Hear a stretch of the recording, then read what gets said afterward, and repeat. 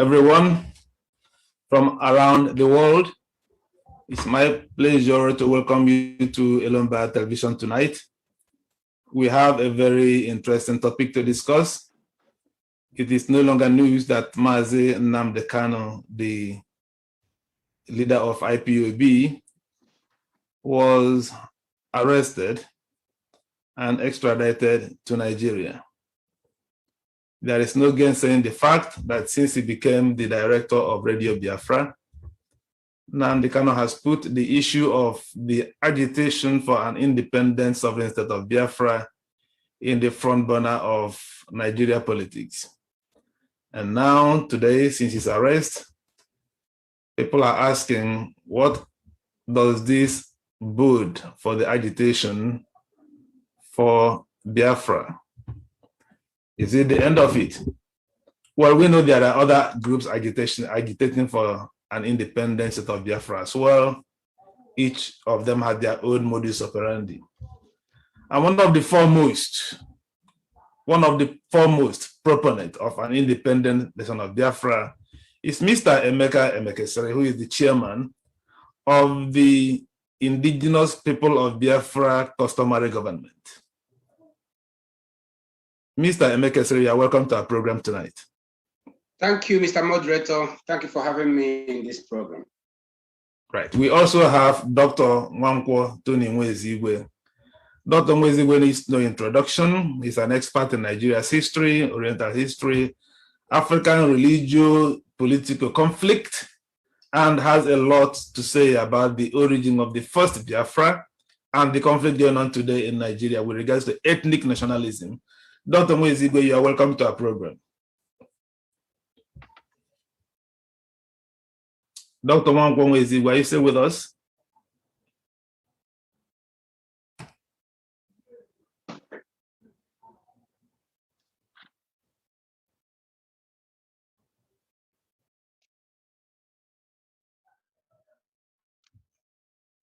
I thought he was here.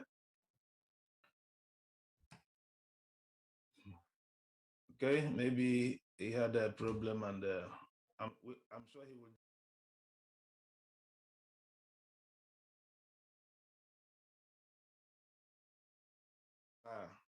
Dr. Mefor. Dr. Mefor is the leader of Igbo social-cultural organization, a foremost commentator on Igbo political affairs. I don't know whether Dr. Mefor is here with us. If you are, please either raise up your hand so I can see you, or you can unmute yourself so that we'll be able to say hello to our listeners. Last but by no means the least, Mr. Uche Madu. Mr. Uche Madu is the leader of Movement for the Realization of the Sovereign State of Biafra, the group that was formerly led by Chief Wazurike, but then now, Uche Madu is the leader of that group now. I understand that Mr. Wazurike is also leading a parallel group, but maybe if Mr. Madu is here, he may be able to enlighten us further about the relationship between the group he's leading now, or he's the spokesman and Mr. Wazurike. But let's go ahead. Mr. Emekesiri, when you first heard about the arrest of Nnamdi Kanu, what immediately came to your mind? Asking me what entered my mind? Yeah, what came to your mind when you heard about this arrest? Well, what came to my mind is that the case that was stopped in 2017 will continue, because I'm aware that he was standing trial in 2017 before he now left the country. And so when I heard that he was arrested and brought back to the country, what came to my mind is that, okay, that means the trial will now continue. That's what came to my mind. Do you see that as having any bearing on the agitation for Biafra, positive or negative? No. He was arrested because of the crimes they accused him of committing. I think that the caption of this interview appears to be misleading, with due respect, because it appears to say that he was arrested because of Biafran struggle, and therefore what next for the Biafran struggle? No, he was not arrested because of Biafra struggle. He was arrested because of the crimes they accused him of committing. So let it be clear, the crimes they accused him of committing, that's why he was arrested, not because he's into Biafra struggle. All of us are into Biafra struggle, but nobody arrested us. It's because of the crimes they accused him of committing. So why will he stop Biafra struggle? He is standing trial not because of Biafra struggle, but because of the crimes they accused him of. Okay, how would you expect the Nigeria government to proceed? Nnamdi is now in their custody. You are a lawyer. Now, the rule of law is that an accused person is presumed innocent until proved guilty beyond reasonable doubt. That is the rule of law. So now that they brought him and now he's standing trial, first I give credit to the Nigerian government that has provided him with opportunity for fair hearing. I must give credit to them because from what I read, I understood that he was arrested and kept about almost 2 weeks or more than, or about 10 days or 2 weeks before we even knew what happened. So from the stories I've been hearing, I think he was arrested almost 2 weeks ago or before we now started hearing what happened. Before his followers, his members even knew where he was. So something could have happened. If they had wanted to kill him, terminate him, silence him, dispose of his body, dissolve his body with acid or whatever, they could have done that, but they didn't. They now brought him to face trial. So I give the Nigerian government credit for at least providing opportunity for fair hearing. And that is what we want in law. An accused person is presumed innocent until proved guilty. So that's what so our eyes are upon the trial. Let us hope that the cause of justice, law, rule of law, justice shall prevail. That is it. We are lawyers. We are not involved in other things, but we are just lawyers. All right. Okay. Dr. Nwaezeigwe, thank you for coming back. What do you have to say about the arrest of Maazị Nnamdi Kanu at this point? Well, before I say anything, I would like Barrister Emekesiri, the crimes Nnamdi Kanu actually committed, since he tries to dissociate the struggle of Biafra from his arrest. So we want to be guided so that we know where we are talking from. I would like him to expatiate what crimes did Nnamdi Kanu commit outside the agitation. Before I say so, I want you to explain, because he expressly said that he was not being charged, he was not being prosecuted because of the struggle for I would like to know before I proceed. All right, let's go back to Mr. Emekesiri then. How would you respond to what Dr. Nwaezeigwe have just said? If you look at okay, that's a very good question. If you look at the charge sheet, there's something called charge sheet. When someone is accused of a crime, the prosecutors will make a charge sheet. Inside that charge sheet, they will list the charges. If you read the charges, you will never see a place that says because you are agitating for Biafra freedom. They will say that. So go and read the charge sheet now. You will never see the place say we are prosecuting you because you are engaged in independent struggle for Biafra. That is not correct, because Nigerian law guarantees agitation for independence. Under Cap 10 Laws of the Federation of Nigeria 1990, which is also now Cap A9 Laws of the Federation of Nigeria 2004, Article 20. It says, in fact, I can read it out for you. I can quote it. It says that all peoples have the right to existence, that all people have the right to self-determination. In fact, that law says they have the unquestionable and inalienable right to self-determination, and they have the right to determine their political status. That is Nigerian law. So, in fact, it said that that law, go and read it again. It says that you have the right to agitate for freedom by any means acceptable by the international community. Now, I'm quoting Nigerian law. Maybe let me read it out for you. Let me read it out. So that you know that I'm reading Nigerian law. I'm reading Nigerian law. Cap 10 Laws of the Federation of 1990, or Cap N9 Laws of the Federation 2004. At subsection 1, all people shall have the right to existence.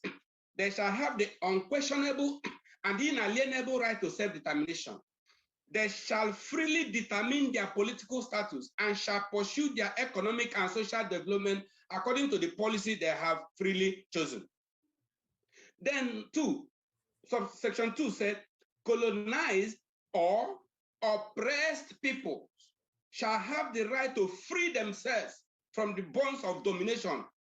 They shall have the right to free themselves from the bonds of oppression by resorting to any means recognized by the international community. This is Nigerian law I'm quoting. This is Nigerian law. That you have the right to struggle for freedom. Nigerian law I'm quoting. So we are engaged in it.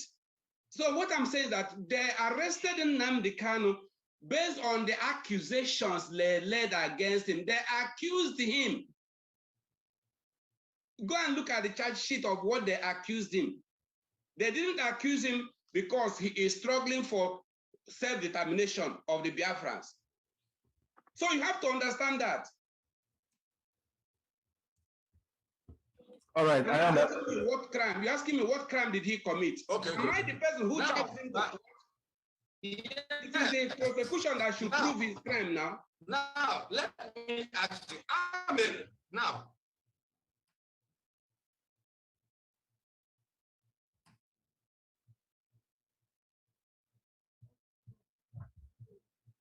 It appears that Dr. Nwaezeigwe is not. Before we proceed, please, Comrade Barry Endo, I want to confirm whether you are the Uche Madu. Can you unmute yourself? Comrade Barry Endo, are you Uche Madu, please? No, I'm not Uche Madu. Okay, if Uche Madu said he's joined, but I don't know, I can't identify him here. I don't know, wonder what name he joined. No, I'm not Uche Madu. Okay, well, thank you very much. Thank you. Thank you for clarifying. I cannot see Uche Madu on this forum. I cannot see Mefor. Uche Madu is sending me a message that he joined. But be that as it may, Dr. Nwaezeigwe appears to have dropped again. I think he's having network issues. For clarity, let us see the charges against Nnamdi Kanu so that we'll be talking from the position of clarity. This is a Vanguard newspaper report I'm sharing. FG plus fresh charges against IPOB leader Nnamdi Kanu. He said one of the allegations, they discovered they want to incorporate fresh allegations. The charges currently pending against Kanu at the Federal High Court in Abuja borders on terrorism, treasonable felony, unlawful possession of firearms, and managing an unlawful society. So these are the charges against Nnamdi Kanu. For emphasis, they are Nnamdi Kanu was charged with terrorism, treasonable felony, unlawful possession of firearms, and management of an unlawful society. My question to Mr. Emekesiri will be at this point. When the federal government says management of an unlawful society, what do they mean? Can you clarify that position? Yeah, any organization formed that has intention of committing an unlawful act is described as unlawful society. What makes an organization lawful or unlawful is the object, what they are doing, So from what you read out now, he said treasonable felony, terrorism, possessing firearms, unlawful possession of firearms. And these things are done by that his society or that his organization. So if an organization is engaged in possessing unlawful, if an organization is engaged in possessing firearms, engaged in treasonable felony, engaged in what first thing you mentioned about terrorism, that organization will not be regarded as unlawful society.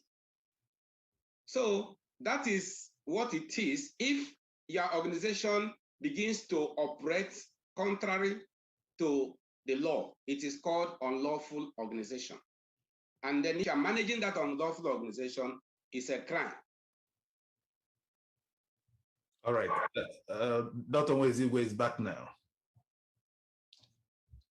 So, okay, just before I proceed, yes, just before I proceed, a distinction between self-determination and secession. As a lawyer, give her the distinction between self-determination, as you quoted from your cap or hat of Nigerian law, whatever terms you lawyers apply, and secession. Can we know the difference? Secession and self-determination are the same thing. They are one secession thing. And self-determination. The same. Okay. Secession. Yes. And self-determination. Yes. Now let me explain properly. To secede means to separate from where you belong and be on your own. That is secession. You secede. Now, self-determination is to decide how your political status will be, whether to pull out entirely or another form of freedom. It can be freedom within Nigeria or freedom outside Nigeria. Self-determination, that you determine your political status. That self-determination may mean you decide to leave Nigeria. You leave Nigeria, that is secession. It's allowed. Or you now you now become autonomous within Nigeria. It's still the same way of exercising self-determination. So for us as Biafrans, we want outright freedom. We want to be free from Nigeria entirely. Fine. That's what Hold on. Hold on. Talking about the legal. We are looking at the legality aspect. We are looking at the legal aspect. You have not addressed my question. You are looking. Why is secession a crime? Given in the constitution, is if secession? Why is secession a reasonable felony? No. Why, if secession and self-determination are the same, why the civil war in 1967? Because we're talking about crimes. You don't ask me to go and look at charges. I've been to court. I've been charged for many crimes. If you are charged for armed robbery, it is armed robbery. It is not the duty of the prosecuting officer to enumerate the different kinds of armed robbery crime. So if you are accused of secession, if you're accused of coup, there must be lines of accusations in order to give to your acts and determine them to be illegal. So yes, I'm surprised that an Igbo man will be coming here. Yes, I'm talking. I'm talking. It's now my turn to talk. After you can now talk, you have answered my question. I'm surprised that an Igbo, the reason why Nnamdi Kanu was actually being incarcerated or being prosecuted. I am not a Biafran. I'm an Igbo, but I am not a Biafran. But as an Igbo, I have sympathy for the Biafran struggle. I may not be a fan of Nnamdi Kanu on the way he's taking it, but on factual basis, we have to look at the points as they are before trying to draw up sentimental appeal for those maybe who are looking around or those who are in authority. The basic point is that Nnamdi Kanu is being arrested and prosecuted because of his call for secession of the old Biafran states. Biafra is a term, Biafra conceptually in Nigerian historical politics is all about secession. And whether you're MASSOB, whether you're BNI, Biafran National Movement or whatever, whether you're IPOB, it is defined as secession. And so secession under whatever law is treasonable felony, just as coup plotting. Secondly, back to your question, Mr. Elomba, the point is that when Nnamdi Kanu was arrested, I knew he fell into a trap because oftentimes I've seen him as being reckless, both in his speeches and unguided in the way he presents himself. And he did not actually present him as a strong revolutionary because there are indices that make up an ardent revolutionary, which he lacks. And again, talking about how it will affect Biafra, I don't think his arrest has anything to do with the Biafra struggle, because most struggles go with factions. Moreover, Nnamdi Kanu is just one person. Nnamdi Kanu did not start the idea. The idea started from MASSOB, from somebody, and before he now appropriated his own. And even at this stage, there are also other factions operating. If you look at other countries like Southern Sudan, like Eritrea, and other, let's just take two, Southern Sudan and Eritrea, I found that they started with different factions. So it does not mean that when a leader of a faction is gone, what is in the struggle is the mind, is the mindset. But what I believe that the arrest of Nnamdi Kanu, we try to refashion the pattern of this struggle, which is becoming national in character, which is becoming sentimentally expressed by even non-Igbo people, and other people. So I believe that the rest of is actually the recklessness of those who, for the sake of following him, without knowing the historical basis of Biafra. Let me stop here for the meantime. All right. Thank you very much, Dr. Nwaezeigwe. Let's hear Mr. Emekesiri again. Mr. Emekesiri, you are the chairman of the Governing Council, Customary Government of the Indigenous People of Biafra.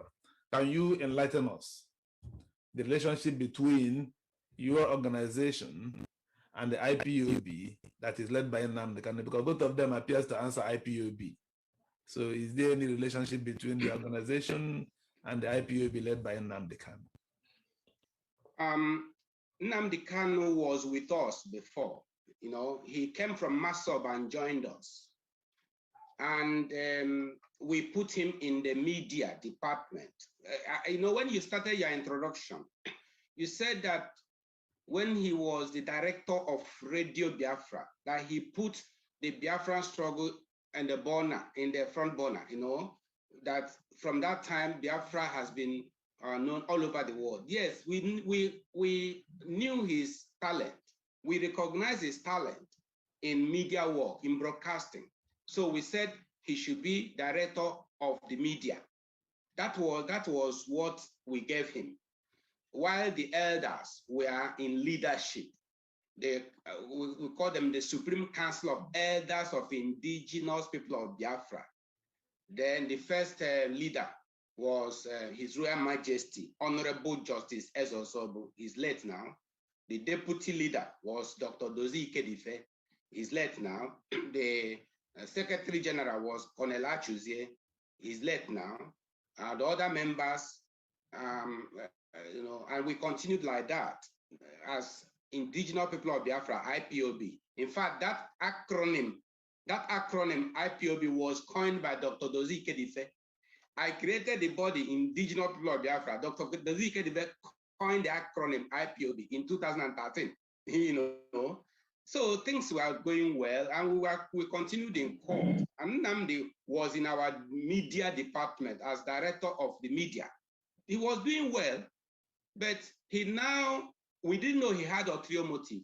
He now started misbehaving and causing problems. And so the elders tried to warn him. The elders tried their best to warn him. He refused to listen. Then the elders excommunicated him on 12th of May, 2014. We excommunicated him. So, instead of going, he now used our name. He now used our name to start another faction. It's a long story, but he's not among, we have excommunicated him. The authorities know about it. Nigerian government knows about it. British government knows about it. German government knows about it. All the countries of the world we already interacted with, we notified all, we published it, so they know about us. So if you say, is there any relationship between them and us? No, we excommunicated him.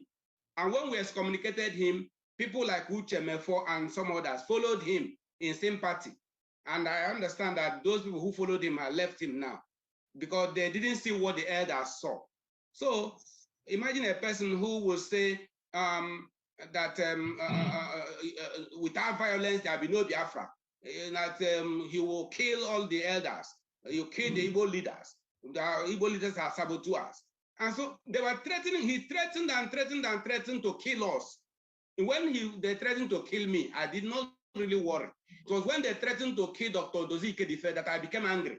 And I called Imam Mezi. I called Imam Mezi and warned him, if you and your followers kill Dr. Dozie Kedife, I'm going to mobilize the whole Igbo nation to come to your village in Owerri and burn down your village. I know his village in Owerri. That I will make sure that the whole Igbo nation will be Igbo against Owerri. Imam is not the one who sent them to go and kill Dr. Kedife. Imagine a lot of things happen. I don't want to remember those things anymore. So he is not with us. He is on his own. I have said it. Nnamdi Kanu does not speak for the Igbo nation. He has his own agenda. So I don't want to concern myself with that. He has his own members. He has his own lawyers. They should be able to sort out the problem. All right. I thank you very much. Uche Madu is now here with us. Comrade Madu is now here with us. MASSOB. Comrade Madu, you've been on our program before, but for the benefit of our listeners, first of all, you're welcome. Can you explain to us the nature of your own organization now, MASSOB? Can you tell us about your own organization? Yeah, once again, and I salute you, Lumba. Thank you, and I acknowledge the presence of other participants. I can see a lot of them. Some are my friends. I have personal close relationship with them. Some actually I may not know them, but at the same time I say welcome. My name is Comrade Uche Madu, the leader of MASSOB. I don't want to go into details of MASSOB.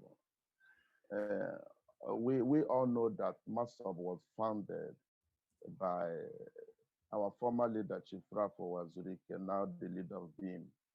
A lot of things happened. This platform is not what I'm here to explain. I want to talk quickly on the topic we have here, the arrest of Nnamdi Kanu. What next for the Biafran struggle? I think that's the main issue why we gather this evening. I have to tell us something. Nnamdi Kanu, the leader of IPOB or his own faction of IPOB, as Emekesiri may have said, is one of us. There's no way we can deny him. There's no way we can betray him. whatever he's passing through in the name of Biafra for our people. It doesn't really matter much what he may have done. We all have made one or two mistakes. Myself, as a matter of fact, all the leaders of pro-Biafran groups, one way or the other, we've made a lot of mistakes. Nnamdi Kanu is not an exemption. Nnamdi Kanu, though, is not an saint. No one is a saint here. All of us are talking about Biafra. We have our different ideologies and methodologies. We do follow. In MASSOB, we prefer non-violence. Nnamdi Kanu have his own methodology. Emekesiri of IPOB of Customary government has his own methodology. BIM have their own methodology. Likewise, every other pro-Biafran groups. We have a lot of them, about 20 in number. They have their own system of approaching Biafra. Nnamdi Kanu have his own system. I think with his present predicament or condition in the hand of our oppressors, there's no need of condemning Nnamdi Kanu here. It doesn't mean much. At the end of the day, he will still come out. What he's passing through is the same thing we must pass through for the sake of Biafra. Biafra has a price tag. We must pay it. I've been in different prisons of Nigeria myself. I've been in Kuja, I've been in Suleja, I've been in Kefi, I've been in Abakaliki prison, I've been on Onitsha prisons for the sake of Biafra. Nobody knows about this. The last time I was in prison, I spent 3 years, 6 months, and 2 weeks. I was in the prison, I lost a lot of time, my father died. So what I'm saying in essence is that Nnamdi Kanu is paying the price for Biafra. The major problem of Biafra actualization or restoration is the leaders of pro-Biafran groups. The entire leaders of pro-Biafran groups have never come together for once in a round table to discuss about themselves. We have our differences because of our different methodology or ideology we are following. All of us, each and every one of us has one or two mentality that is superior, that his own agenda is more better, more acceptable to actualize Biafra. And you want others to follow your own agenda. Whereas we have never discussed whosoever agenda or system or ideology. So these are the major problems. The problem here are not the followers. The problem here is not Biafra. The problem here is the leaders of pro-Biafran groups. All of them. We are the problem why everything is going this way. Whatever Nnamdi Kanu is doing on behalf of his own group. Whatever Emekesiri is doing on behalf of his own group. Whatever Chief Raf Nwaezeigwe is doing on behalf of his own group. Whatever I'm doing on behalf of MASSOB. Whatever Prince Richard is doing on behalf of Biafra Nation League. The same thing applicable to EPC and other pro-Biafran groups. Even Tony Nadi of Lower Niger Congress, he has his own system. The problem here is the leaders. That is the most important thing we must achieve. Not all this rattling. Nnamdi Kanu, yes, is in the hand of Nigeria. We can never abandon him. The people of Biafra can never abandon him. Currently, I can testify to you that Nnamdi Kanu, in this struggle for Biafra restoration, is a major player. Is a major stakeholder. We can never rule him out. We can't. So the idea of, in fact, he's not on his own. All of us are with him. 90% of the Igbo Biafrans are with him. So it doesn't matter if 2% say they're not with him. So the arrest of Nnamdi Kanu concerning Biafra actualization, the effect We have to talk about the effect. It will never affect Biafra restoration. Even if Nnamdi Kanu spend 6 years behind the bars, Biafra struggle will continue.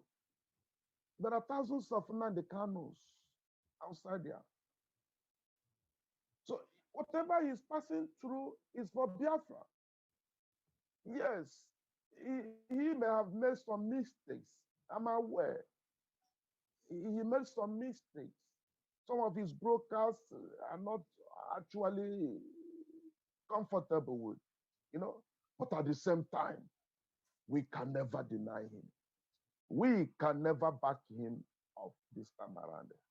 MASSOB, we continue to identify with him and every other pro-Biafran groups. Nobody knows tomorrow who is the next in line. If we continue to differ, if we continue to separate ourselves from the main core of Biafra, our enemies will start laughing at us. Actually, I understand there are many ways we can get this. Nnamdi Kanu may have believed in violence and armed struggle. Still upon that, I'm not seeing him executing armed struggle. All the ranting, we will do this, we will do that. I'm not even seeing any armed struggle in Biafran land. Some people believe in legal aspect or involving politics in the struggle. Fine. Sometimes it works. But we have to gather and discuss about this. MASSOB, we believe in our own ideology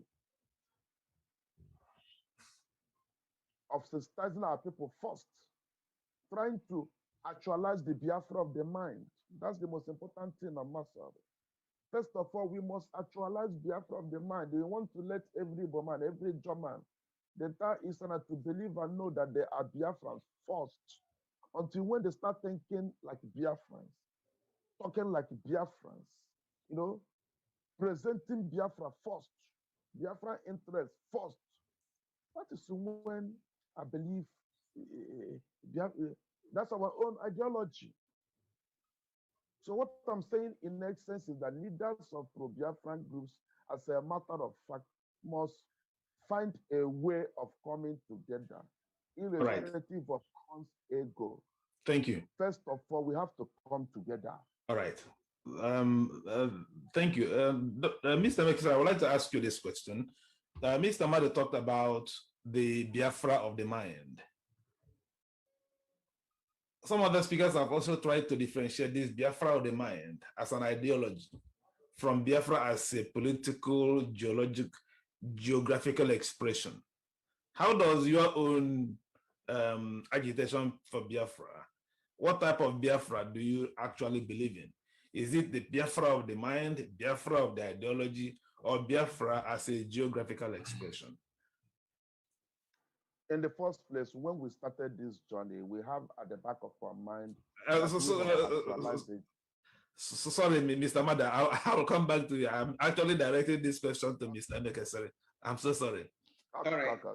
Thank you very much, moderator. Yeah. I appreciate the argument of my comrade Madu about their philosophy of Biafra of the mind. Because what is in the mind eventually translates and comes out in the open. But if it continues to be in the mind without being made manifest in the open, it does not help us. So our own ideology is that we are Biafrans by identity. We are Biafrans living in Nigeria. Along the line, in future, we shall eventually get our territory back as Biafran territory. But for now, we don't have a territory of Biafra now. But we want to be identified as Biafrans. That is an argument which we made in court, and Nigerian lawyers were confused when we told them that we are Biafrans by indigenous identity, but we are Nigerians by citizenship. And then we made them understand the difference between citizenship and the indigenous identity of a people. That just like in Britain, the Scottish people, the people of Scotland, they are Scottish by indigenous identity, but they are British citizens. The same way the Irish people, Irish and the Welsh, all of them have their indigenous identities, national identities, but they are British citizens. So we now made Nigerian government to understand that we are Biafrans by indigenous identity, but Nigerians by citizenship. That was actually why I coined that name, indigenous people of Biafra. So we are indigenous people of Biafra that will rise up as Biafrans.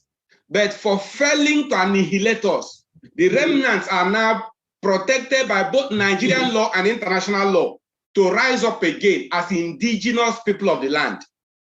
So that argument silenced the Attorney General of the Federation, that because they couldn't annihilate us, the remnants have now the right to grow up again and stand as a people. So right now we are a people, a nation within a nation. You have to understand that we are Biafrans living in Nigeria. So we are a people, a nation within a nation. So that one is saying that Biafra of the mind, Biafra of the mind. No, that Biafranism of the mind has come out in the open. We have made it clear. In fact, right now, the customary government of indigenous people of Biafra issues national identity card, indigenous national identity card, recognized by Nigerian government, British government, and other governments of the world. All right. Because you have a right to organize yourself as a people within a nation. Under customary law, in fact, customary international law, you have the right to organize yourself as a people within the nation where you live. Thank you very much. I would like to ask Dr. Nwaezeigwe. Dr. Nwaezeigwe, I understand you are a Neoma Igbo. How do you made a statement here that even though you are not a Biafran, but you are Igbo. Now, Mr. Madu is trying to say they want to sensitize every Igbo to recognize that you are Biafran. How do you look at that? What is your position? You see, that is one of the problems they have, because they don't have an ideological definition from MASSOB to Customary to Nnamdi Kanu. One of their problems is that they don't have ideological focus, no defined ideology. You can imagine what they're talking about. Idea Biafra on the mind, Biafra on the... What do you mean by Biafra on the mind and so on? And that was what Nnamdi Kanu was able to outwit them by popular support. Because Nnamdi Kanu had, even though he was not ideologically focused, but he was able to get the spiritual vibration of the people based on extant problems. Now, talking about my identity, first of all, part of the problem this we are making is to make Biafra, the struggle for Biafra, synonymous with Igbo nationalism. I'm an Igbo nationalist and not a Biafran nationalist. Biafra, you can be, not every Biafran is Igbo, and not every Igbo is a Biafran. I want you to understand that. And territorially, Biafra is synonymous with the old eastern region of Nigeria. The present Enugu State, Anambra State, Imo State, Ebonyi State, Cross River State, Bayelsa State, and River State, Akwa Ibom State. These are the ones that can territorially be defined as Biafra. Just as today, you have some Yoruba people in Republic of Benin. It does not mean that if they are talking of Oduduwa, they are not talking of Yoruba in Benin, because they are not Oduduwa. The Yoruba in Benin should not be part of the Oduduwa state. No. You also have a Jegem, the Ibibio in Cameroon. It does not mean when they are talking of, when the people, when ambassadors are not struggling, they will not say that the Jegem in Cross River State will not be part of ambassador. No. The point is that territorially, we belong to Midwest region, created in 1963. And that was the only popularly constitutionally created region or state in the whole federation today. And in our states, we have historical, sentimental, and cultural unity that binds the multi-ethnic society. So I want us to understand that even the Portuguese who imposed the word Biafra on us and Benin on us, drew a nautical mile between the center of the Niger Delta, the eastern part of Niger Delta being the bite of Biafra, and the western part being the bite of Benin, historically, in the 16th century. So I want us to understand that. So the idea of people saying, oh, every Igbo is Biafra, no. And that's even the problem. Why the Biafran struggle under Nnamdi Kanu is having problem.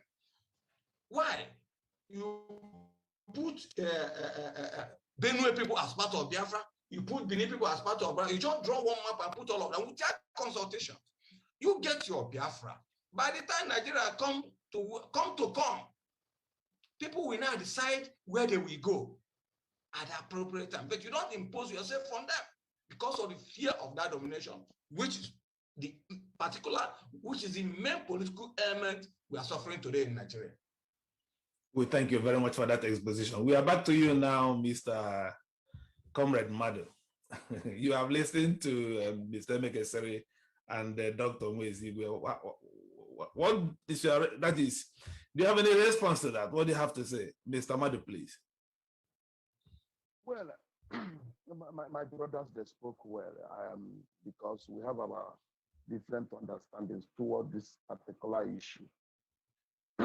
Like my brother, the last speaker, the doctor from Anioma, yes, he has spoken well. I must tell you the truth. The concept of imposing Biafra or forcing the people of Benue or some people from Benue or some other nationalities into Biafra, we don't support that. Everything must be discussed. Actually, when we are talking about Biafra, we are looking at the origin, the first Biafra, the Biafra that Ojukwu led. But at the same time, because of the current understandings of things, because of a lot of expositions, there are need for dialogue, for discussion. You know, our people, our brothers from the other side are always getting offended whenever their names, like the Just, the Robos, the Shekiris, the Aniomas, you know, whenever their names are being mentioned into Biafran map, they're always angry. Yes, they are right, because they were not consulted, because they were not carried along, because it wasn't discussed. But from the back of our mind, we're not trying to impose Biafra on them or trying to drag them into Biafra. But what we are doing is that we believe in the same old Biafra. But since it is like this, that's why I'm saying that there must be need for us to talk and discuss. Not only the leaders of pro-Biafra groups, even among all the nationalities that made up Biafra, We need to talk. We need to talk. As a matter of fact, my brother, without this primary aspect of our own work, I'm not seeing Biafra coming. We'll continue to shout Biafra, Biafra, Biafra. Even there are this big space between the pro-Biafra agitators and the political elites. It's a very big space. There must be a harmony. We have to borrow leave from our neighbors.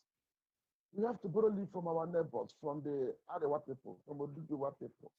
That's the way they do their things. I understand that many things have gone sour, but still, there are still hope.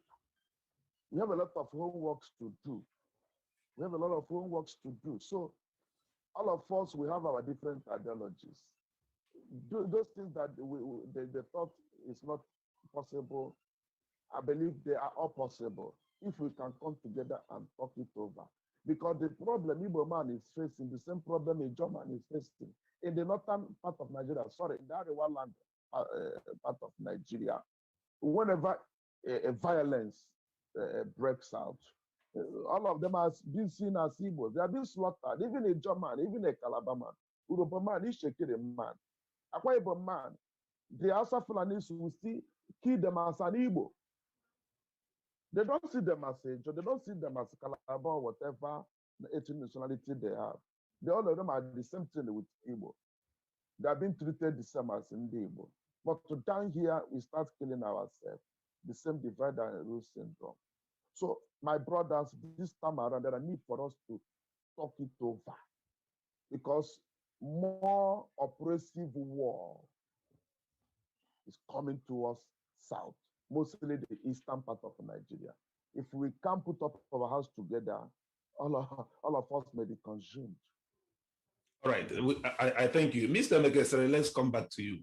You have listened to what Mr. Madu said about all the Biafra groups coming together. You have been, in fact, if we are counting founders of these Biafra movement, you will be one of them.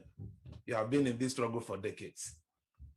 Do you foresee a situation where, has there been a conference, a meeting of all these groups to say, hey, can we all, first of all, define our ideology, taking into consideration the points also raised by Dr. Nwaezeigwe in this program?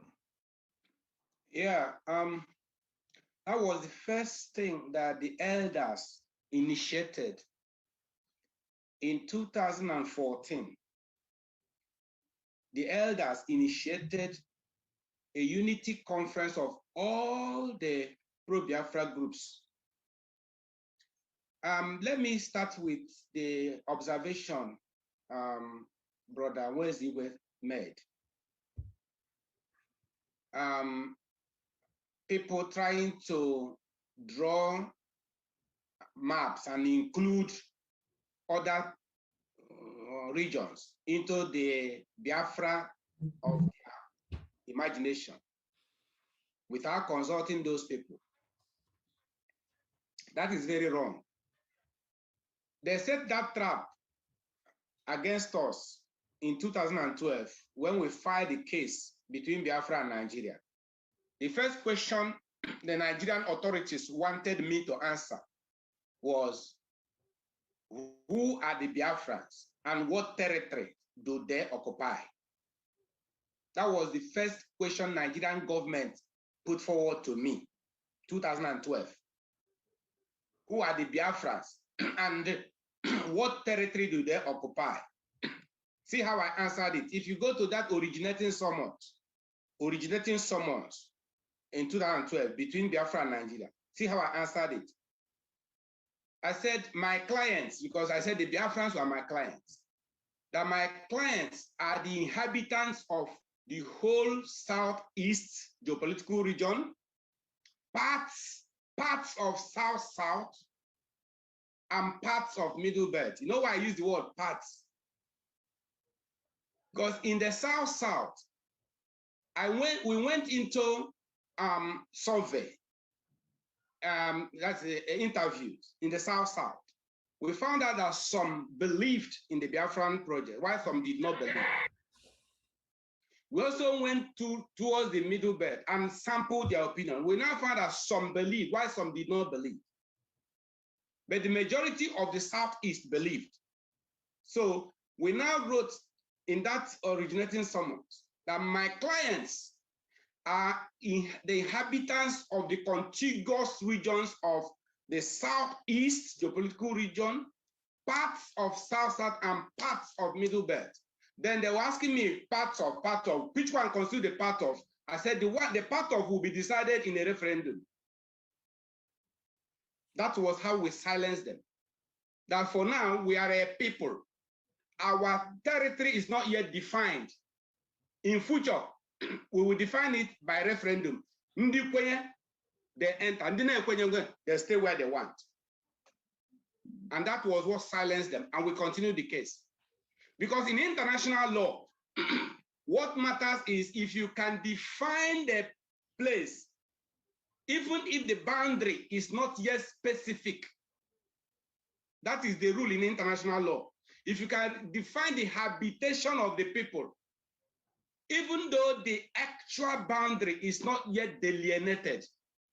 So that was why how I was able to overcome that hurdle, and we continued. So, so those people that are drawing maps and including some regions without consulting them, they're making mistakes. That's why I said that we are a people within Nigeria. We don't have territory yet. We are a people living in Nigeria. Biafra does not have a territory yet. There's a difference between a people, that's a nation, and a nation state. We are a nation within a nation state. So people should understand that and stop all these quarrels with Nigerian authorities. We thank you. Okay. Is there any other angle of the question you wanted to before we go to Dr. Nwaezeigwe? Yeah, I was talking about the unity of the Biafrans. Now, the elders wanted this unity, but the Biafran activists refused. I understand. I think that Comrade Madu was one of those who appreciated it. I think he attended the meetings summoned by Ikenga a few times or something. But Nnamdi Kanu, his people were opposed to it. In fact, when Cosmos Otobong and Akbambo, Mrs. Akbambo, when they came to the elders at Nnewi to present a document and for approval of the elders, on their way home, Nnamdi Kanu's people nearly killed them and buried them alive for paying allegiance to the elders of Biafra land. So you can see somebody that has this kind of mindset, how then do you work with him? So all this thing, like Madu is saying that Nnamdi is one of us. No, Nnamdi does not speak for the Igbo nation, clearly. All right, let's go to Dr. Nwaezeigwe now. Dr. Nwaezeigwe, my question will be, you have now listened to the clarification from Mr. Emekesiri Esquire. How feasible is this Biafra project to you, Dr. Nwaezeigwe? Okay. First of all, I'm from a riverine area where we're trained on how to fish, and part of our fishing system is using chemical gamalin. You come to a river, a river. First thing you do is to move to the hose and scatter the water so that the fishes will now come out before you now pour the chemical to trap them. I see what IPOB is doing, because for now, Customary, people of Biafra and MASSOB are in a state of political or revolutionary comatose. They don't have any effect on the struggle presently. The only person who has effect, who actually brought the Biafran, the concept of Biafran struggle to international level, is actually Nnamdi Kanu, even though he has some problems there and there. So what Nnamdi Kanu is just to scatter that river so that the fishes can now come out before the chemical is poured.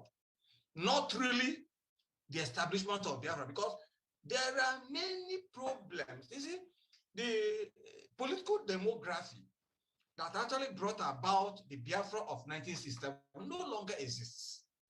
Even that political demography at that time has its own faults that made the defeat of Ojukwu and the Biafran forces possible, because of the opposition of the minorities, their request, their demand for their own state, core state, and so on and so forth.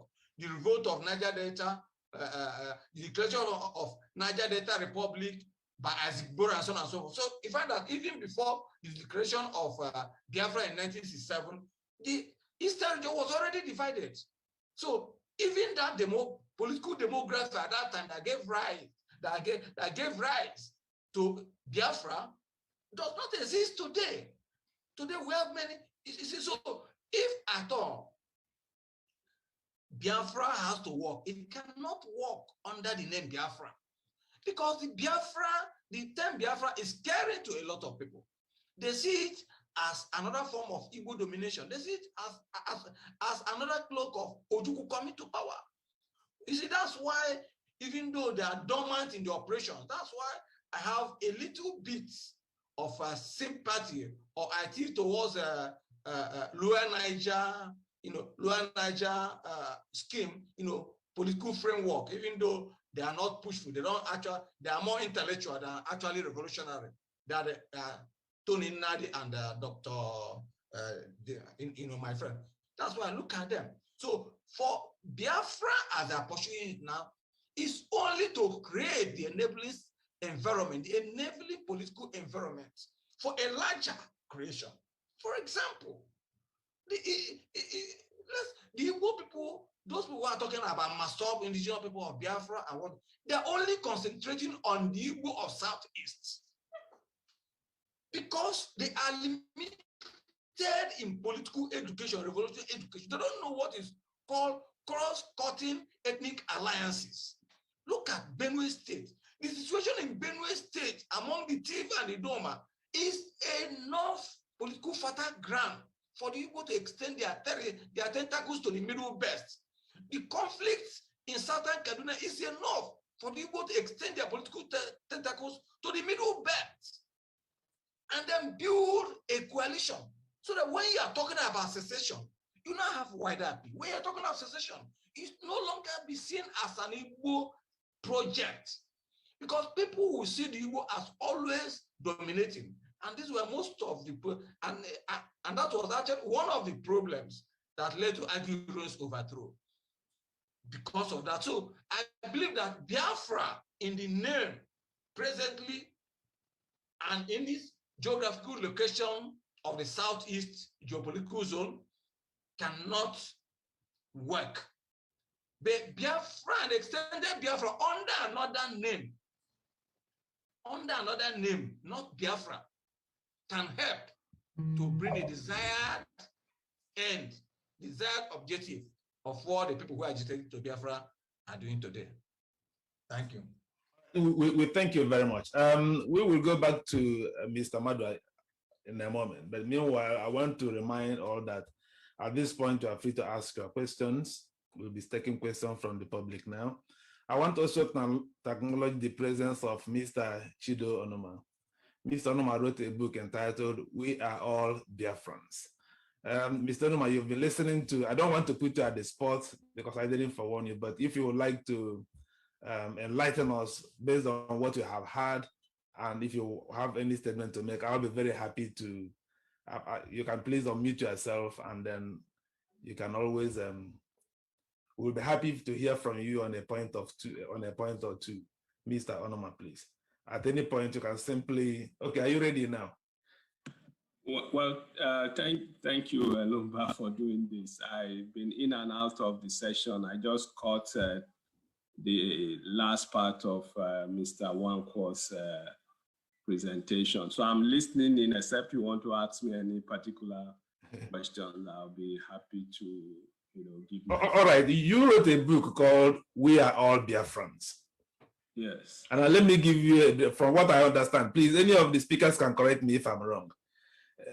Mr. Madu is saying that, look, they have their own methodology for achieving Biafra.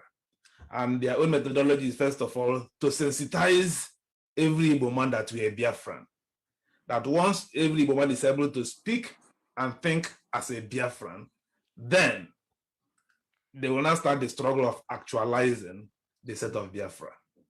Mr. Emekesiri is of the opinion that, look, you cannot talk about territorial Biafra at the moment, but, sorry, how am I going to classify it? Briefly, can you sum up your own position again? Quite briefly, please. Okay. What I'm saying is that we are Biafrans by indigenous identity, living in Nigeria. Yes. That we don't have a territory yet. The Republic of Biafra ceased to exist in 1970. But the human beings, the individuals, are still alive. So we are a nation within a nation. We are a non-sovereign nation. That's a nation within a nation state. But let me ask you a direct question. Is your movement trying to create territorial Biafra quickly? Yes, we shall, but not now. But not now. All right, thank you very much. Okay. So what we want now is regional autonomy first. Okay. Mr. Madu, did I get your own idea correct when I summed it up? Did I get it right? Well, or do you have? Yeah. No, I don't have much to add. It's still the same thing. Okay. Biafra of the mind. Okay. In as much as we have the intention from the day one when we started this struggle to actualize a geographical Biafra. Yeah. But there are steps to be taken. All right, I thank you. Then Dr. Nwaezeigwe is saying that, look, the Igbos of the Southeast are merely trying to create Biafra without consulting them, the Igbos in the Niger Delta, for instance, the Igbos in the Benue State, the Igbos in the River State, and so on. That if all, therefore, the Biafra the Igbos are asking for is not feasible, it cannot be realized until they build the cross-cultural alliances that will make possible a greater Igbo nation, not necessarily going under the Biafran name. I think I got Dr. Nwaezeigwe correctly. Now let's go to Mr. Chido and Mr. Onuma. Now, what do you have to say, bearing in mind the book you wrote about We Are All Biafrans? Well, thank you again, Dan, for doing this, and thank you to the panelists and everybody who is listening.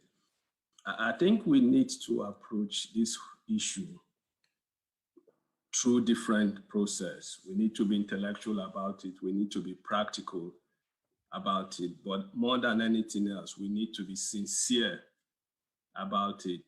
I listened attentively to your summary of the presentation by the previous speakers. And I think my approach, I'm in my mid-50s now. I've been writing about and the book you wrote about We Are All Biafrans. Well, thank you again, Dan, for doing this, and thank you to the panelists and everybody who is listening. I think we need to approach this issue through different process. We need to be intellectual about it. We need to be practical about it. But more than anything else, we need to be sincere about it. I listened attentively to your summary of the presentation by the previous speakers. And I seem to align myself with the thought about how the issue of territorial Biafra and the challenge or difficulty. And one has to be a bit hesitant here because a discussion around Biafra is always prone to distortion or misunderstanding. And people begin to label you. People have called me all kinds of names. They've said all kinds of things. And I've been consistent in my approach. I'm in my mid-50s now. I've been writing about, researching about the problems of Nigeria for more than 3 decades. My take, and I've articulated these problems in about 3 or 4 different books. I wrote the book, How to Reclaim Nigeria. The Nigeria is Negotiable, way before people started arguing about the negotiability or non-negotiability of Nigeria. I keep telling people, those who fought the Biafran War have no reason to regret it. It was something that needed to be done at that particular time for obvious reasons, and we don't need to go into that history. I keep saying that at independence in 1960, Nigeria could have been 3, 4, or more nations.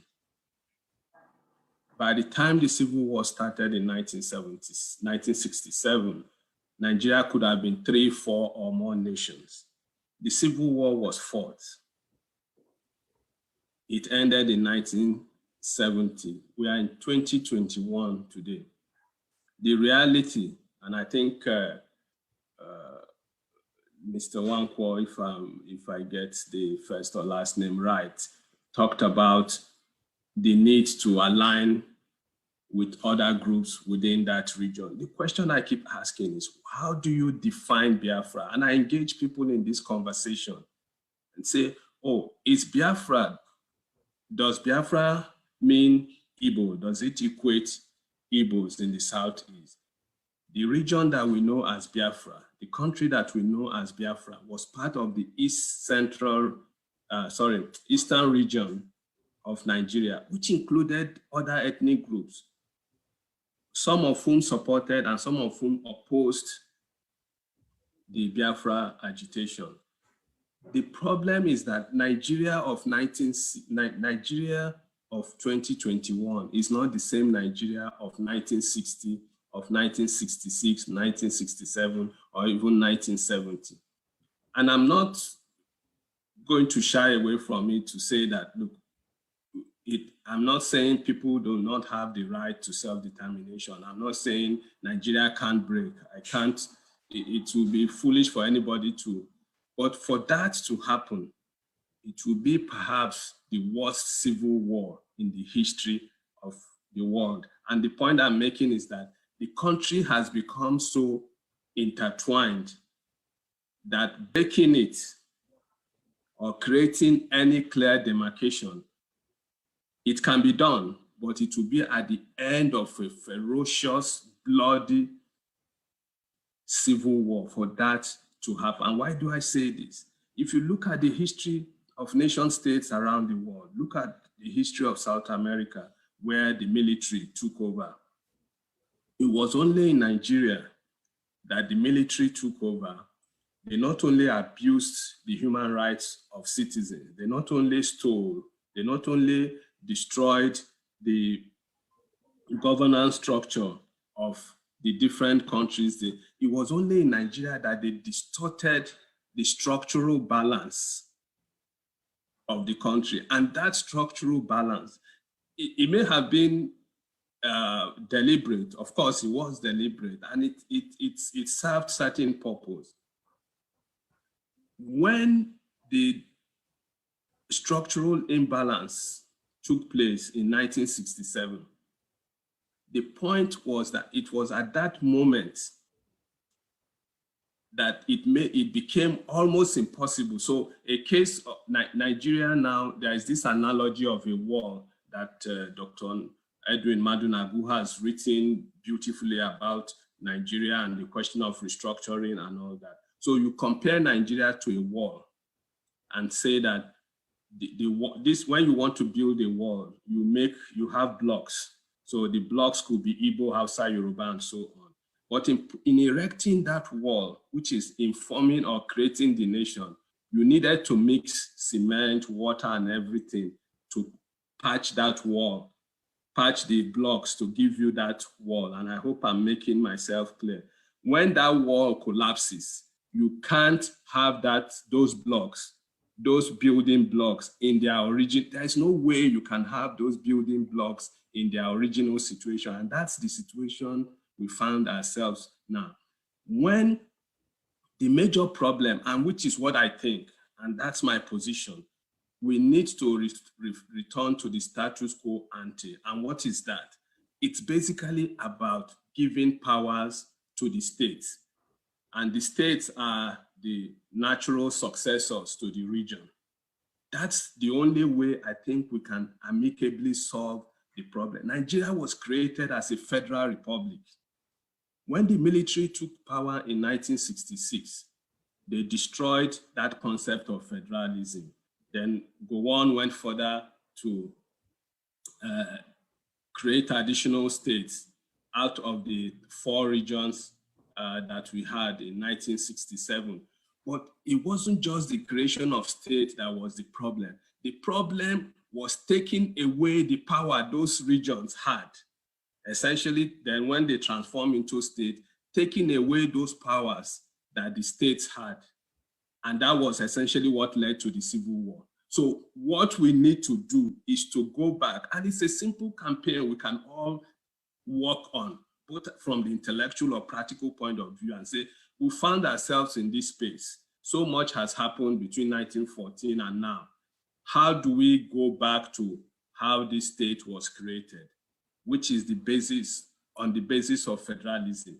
Let's give those, and there's no need for us to say, let's go back to the regions, because that's also no longer feasible. But the states are the natural successors of the regions. So give the states back the powers they had at independence, pure and simple.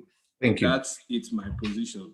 All right, we thank you very much. I will have allowed our speakers to respond to your beautiful presentation. Thank you very much, Mr. Numa. But because of time constraints, I will allow those who have raised their hand to either ask their question or make their comment, so that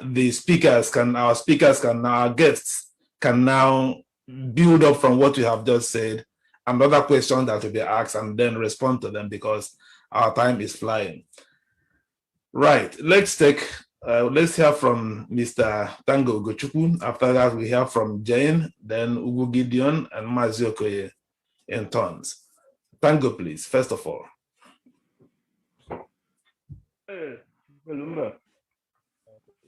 The question I have is a little comment, but and it's thanks. I'm starting Uche Madu sympathy, showing that his brother Nnamdi Kanu, Nwaezeigwe is in trouble, no matter what happens, no matter what is different, because we all are the same victim. Who is victim today may not be the victim tomorrow. Then coming to Emeka, he presents a good point that let us do this thing in a way that there will be no problem. So it's different idea. What to be management? But it's supposed to start with a story for his brother that is in trouble. That's my view. Coming to Dr. Nwaezeigwe, since you said that, which I must correct and tell you that from our part, from another part, before the Civil War, there was a full consultation. Even the name of Biafra was presented by a Rivers man from Rivers State. What happened in the war is that a loser in any war has it happened all over the world. When he lost war, he lost everything. Whatever they say about you, they are guilty of the offense. The Ojukwu consulted people, the elders, even the neighbors. That's why somebody like Njenje will work with him. But when the other people see better chance, they see better chance. That's what happened. And that Adakaboro did not form Niger Delta. Niger Delta was formed by the federal group for divide and rule. Adakaboro was a student who was jailed for felony. You know the history. The system of Adakaboro was to give back to their evil. Adakaboro came in and they used him, and they know how it ended up. After the war, for the agreement they have with Adakaboro to be null and void, so Nigeria is a problem state. What we will do to divide Nigeria can be possible if we have the true mindset. Even though we don't divide, why is this agitation working? Because there is no roadmap to our problem. People are suffering. Now the Kanu House supporters, yes, is the highest group in all groups, because people, it's not the people, and people see that 80% or 90% of what the Kanu is saying is truth. Is the truth or not about the truth? The cheating, these people are collecting loan in our head every day, and nothing to show. Nothing to show is that it's no fault, just report, nothing. So what I'm saying is that awareness, nobody likes violence, nobody likes war. Nobody should blame Ojukwu for the war. Ojukwu formed a corridor. This killing started for a long time. Ojukwu formed a corridor. Thank you. Okay, thank you. Oh, so good.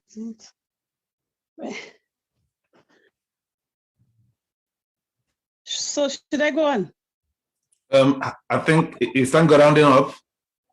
No, I didn't hang up, but you stopped me. You stopped me, then I have to do it. No, I didn't stop you. When I said thank you, it means round up. So round up. Ojukwu, wait.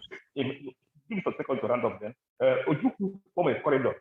If you want to on this side. Ojukwu wasn't happy about the war even. for the killing continue non-stop, you create a corridor, and that corridor you created, just like say, the clear war, this is the clear war. That's a corridor which you create, save many lives, save many souls. So, Okay. My brother, Dr. Wankwo, so if what I said now is lie, you can correct me. All right, thank you very much. We'll take one more from Jen, and then we go back to our speakers before we take the rest of the two questions. Jen, can you please unmute yourself? Okay, I think it's muted, yeah. Go ahead. Yeah, right. Good evening, all. And it's a pleasure listening to all of you.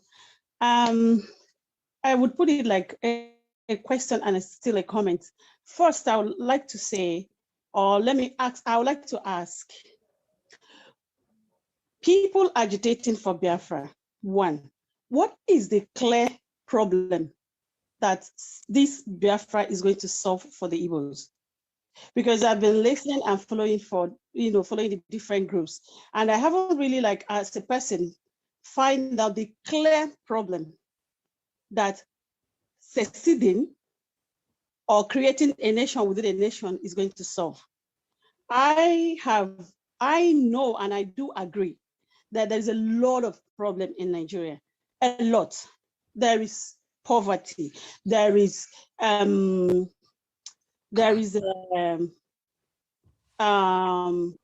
good structure for anything. There is no good structure for anything. There is no good structure for education. There is no good structure for employment. There is no good structure for governance. But my question is seceding going to solve these issues, or these people agitating for Biafra? Before you create a solution, there has to be a defined problem. It's the problem of the Igbos, different from what the Yorubas are facing in Nigeria. Is it different from the Benues, what they are facing? Is it different from what the Calabars are facing? Is it different from what the Hausas are facing? So that's number one question. Number two question, and I think one of the speakers made that comment that's what initially do put me off with Nnamdi Kanu's agitation is, I don't care what other people say, this is what we want. Who are we? Because if the different people are claiming that Nigeria is forcing everybody into a nation by force, what different measure are you using not to force people into your belief by force? Because what you're offering has to be different from what those you are accusing are offering. It has to be different from what they are offering. For me, I think there should be, if everybody has to believe that Biafra is not just, what's the word the author used now? It's now being Biafra by mind. I don't know the correct word. Biafra of the mind? Being Biafra, absolutely, being Biafra of the mind and having a physical location, right? Is this what all Igbos want? And how did you come about knowing that this is what all the Igbo, because you can't force every Igbo to believe something. If there is a referendum, I believe that the referendum is not coming from, on top. It has to come from down first. You cannot just say, it doesn't matter. I think let me be precise, in one of the comments I had, one of the presidents said a majority of the Igbos want this. It doesn't matter if 2% doesn't want that. It does. Like, you can't force anybody into anything, really. It does matter. If you're speaking for a people, the people you have to be a true representative of these people. Somebody made that comment that there is a big separation between the leaders, the Igbo leaders, and the Igbo politicians. And that is true. And more, even the Igbo politician with the lead. Thank you. So, even the Igbos. Already there is a big gap between the political leaders and the people. And then there is a bigger gap between the political leaders and the Igbo leaders. So where we get, like, does it not make sense that before we look for something, we have to have one voice. All right. And we have to understand ourselves. Thank you very much. So that's I would think that this your question and the Tango's comments and even the presentation by Mr. Onuma kind of has one central theme defining it, which is what is the defined question that this Biafra nation, if it comes to be, will solve. In other words, I think Mr. Onuma's implied question would be, if I read it correctly, is this new Biafra nation really necessary? Is it workable? So let's listen to our guests to deal with some of these issues raised one after the other. Let's start again with Mr. Emekesiri, please. All right. That's a good question. In fact, very, very pivotal. Very, very good question. Now, the sister Jane asked a question: what are we really suffering more than other parts of Nigeria? Is our situation different from those of the North, the West, maybe the Yoruba, the Tea, the Jaw, and so on? Why do we want Biafra? Is it different? What are we really losing? Now, I want to just give one example. In a situation where a student from the Southeast scores in the federal government college exam, a student in the Southeast scores 80% and he is not admitted. But somebody from Zamfara scores 30% and is admitted. They call it quota system. Why? They say that in this exam, every region is given 50 chances, 50 slots. So if the people from the Southeast have 100 people, 200 people, 300 people that scored from 80% and above, only 50 of them will be taken. Then Zamfara State, who has maybe 30 people or 40 people in that exam, and the highest there is 30%, others 20%, 25%, 10%, all of them will be admitted because their quota, their quota must be filled up. But the person from the Southeast who scores 80%, 90% will not be accepted because their quota has been taken up.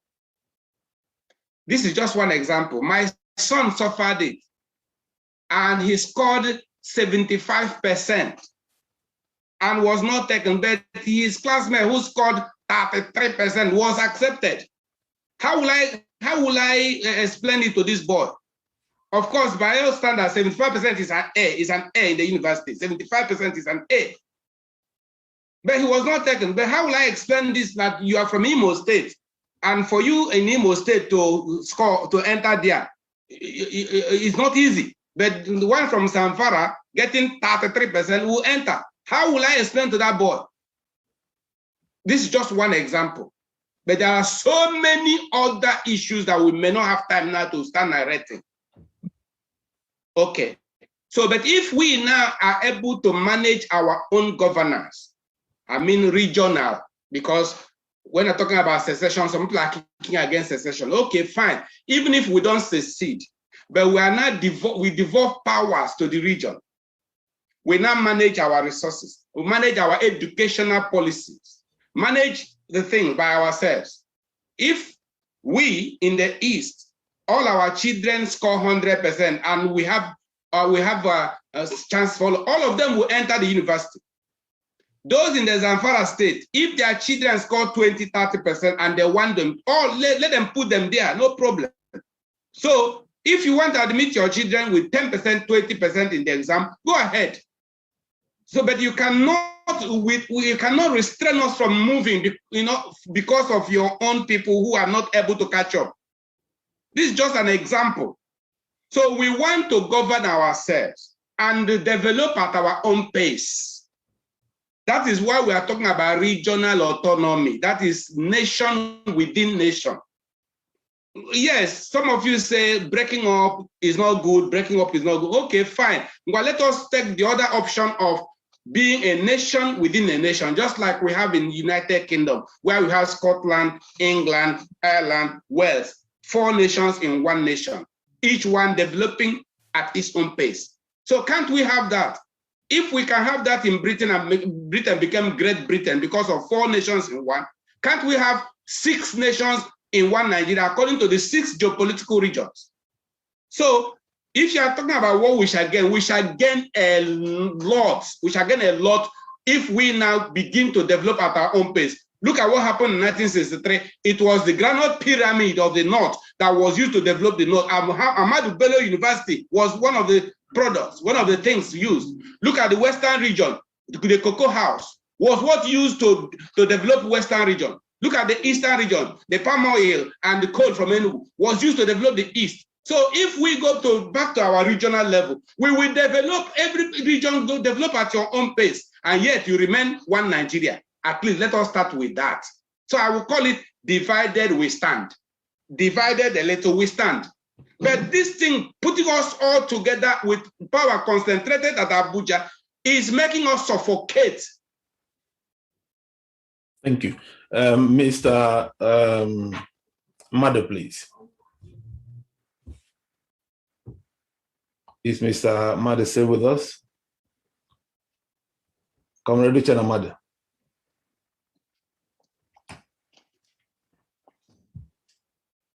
Can you unmute yourself? Yes.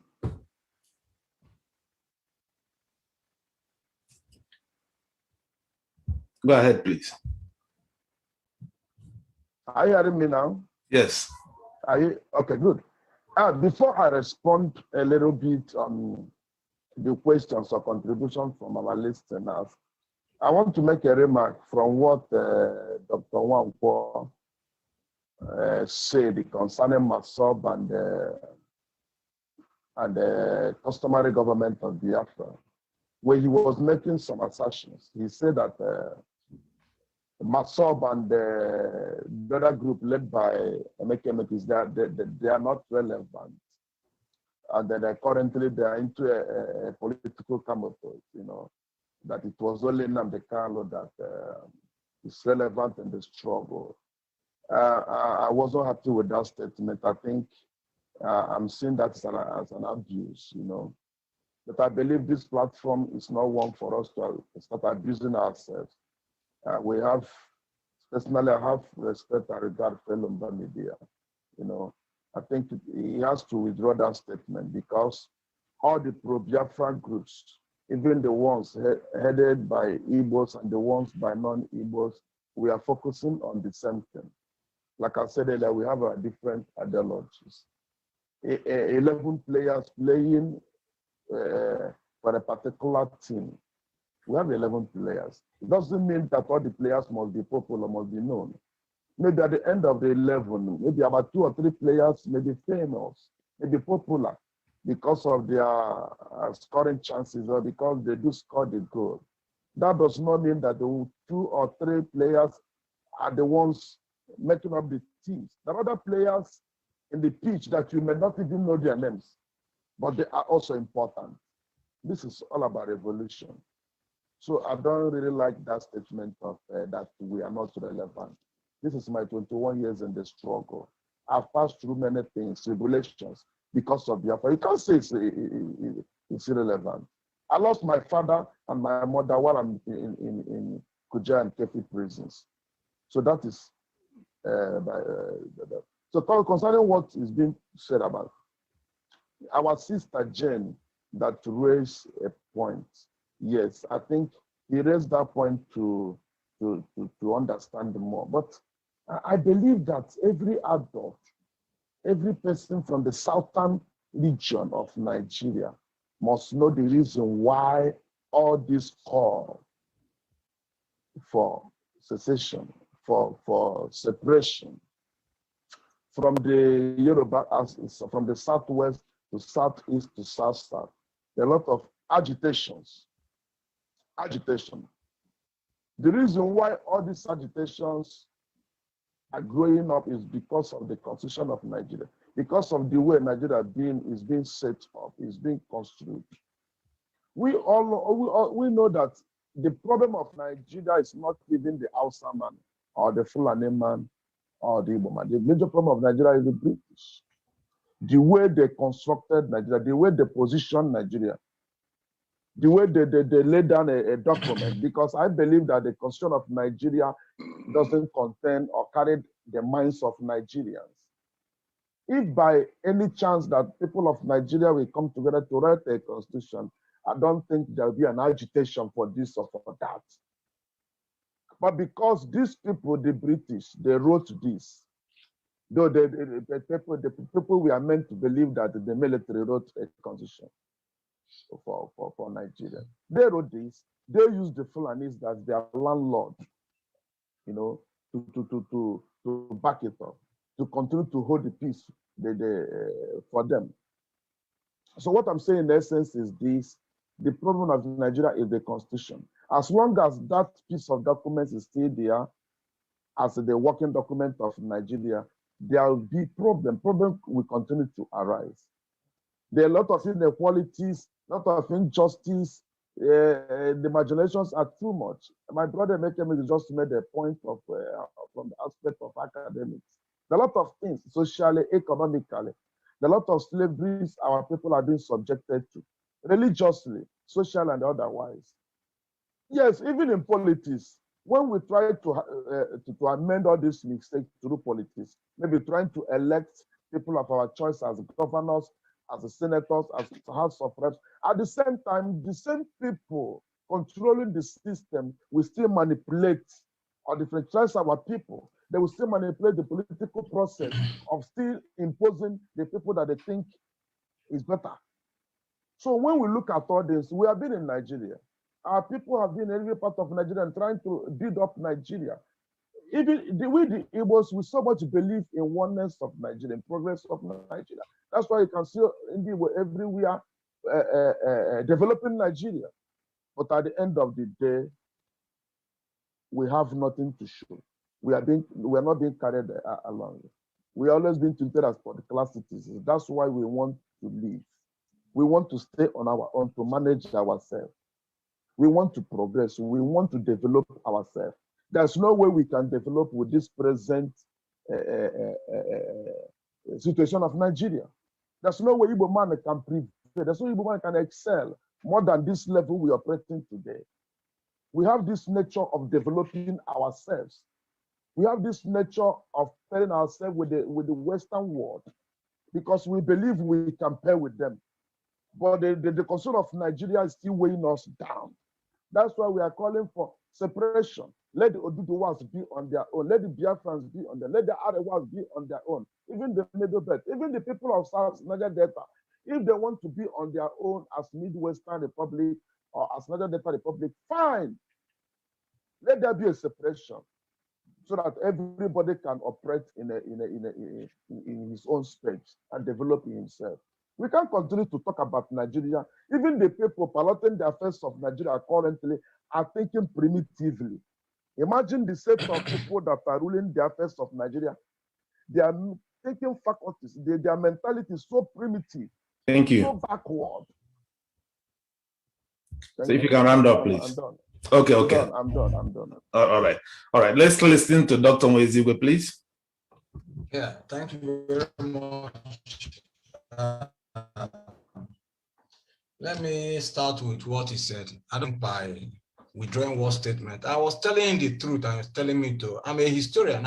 It's my own position to tell him the truth. In fact, in 1990s, in late 1990s, 1999, 2001, when I was dismissed from the University of Nigeria before being called back 9 years after, I formed Igbo interest in Lagos State. And Wazirike was just there, rushing behind Ojukwu, using Ojukwu's name to build their economic empire and all of them. What have they done up to this moment? So let's not go into that MASSOB issue because they're all disgrace to the Igbo nation. Let me go to the other question. Well, if we, I think, Dr. Nwaezeigwe, sorry, Mr. Madu made a point here. It's let's moderate our language. Let me just put it this way. Let's moderate our language. Simple. No, you cannot tell me to withdraw. What moderate did I moderate? I didn't say anything wrong. I said this. Yeah, okay, let's leave the issue of. I'm only saying let's moderate our language. Make your point. I don't know this man. I've not met him before. Make your point, please. Let's go on. Please, you don't need to meet me. You are meeting me today. Dr. Nwaezeigwe, can we please discuss this point? Yes. Yes, thank you very much. First of all, the author who spoke about structural, disorientation of the federation, I think Gowon tried to balance the equation in his state creation.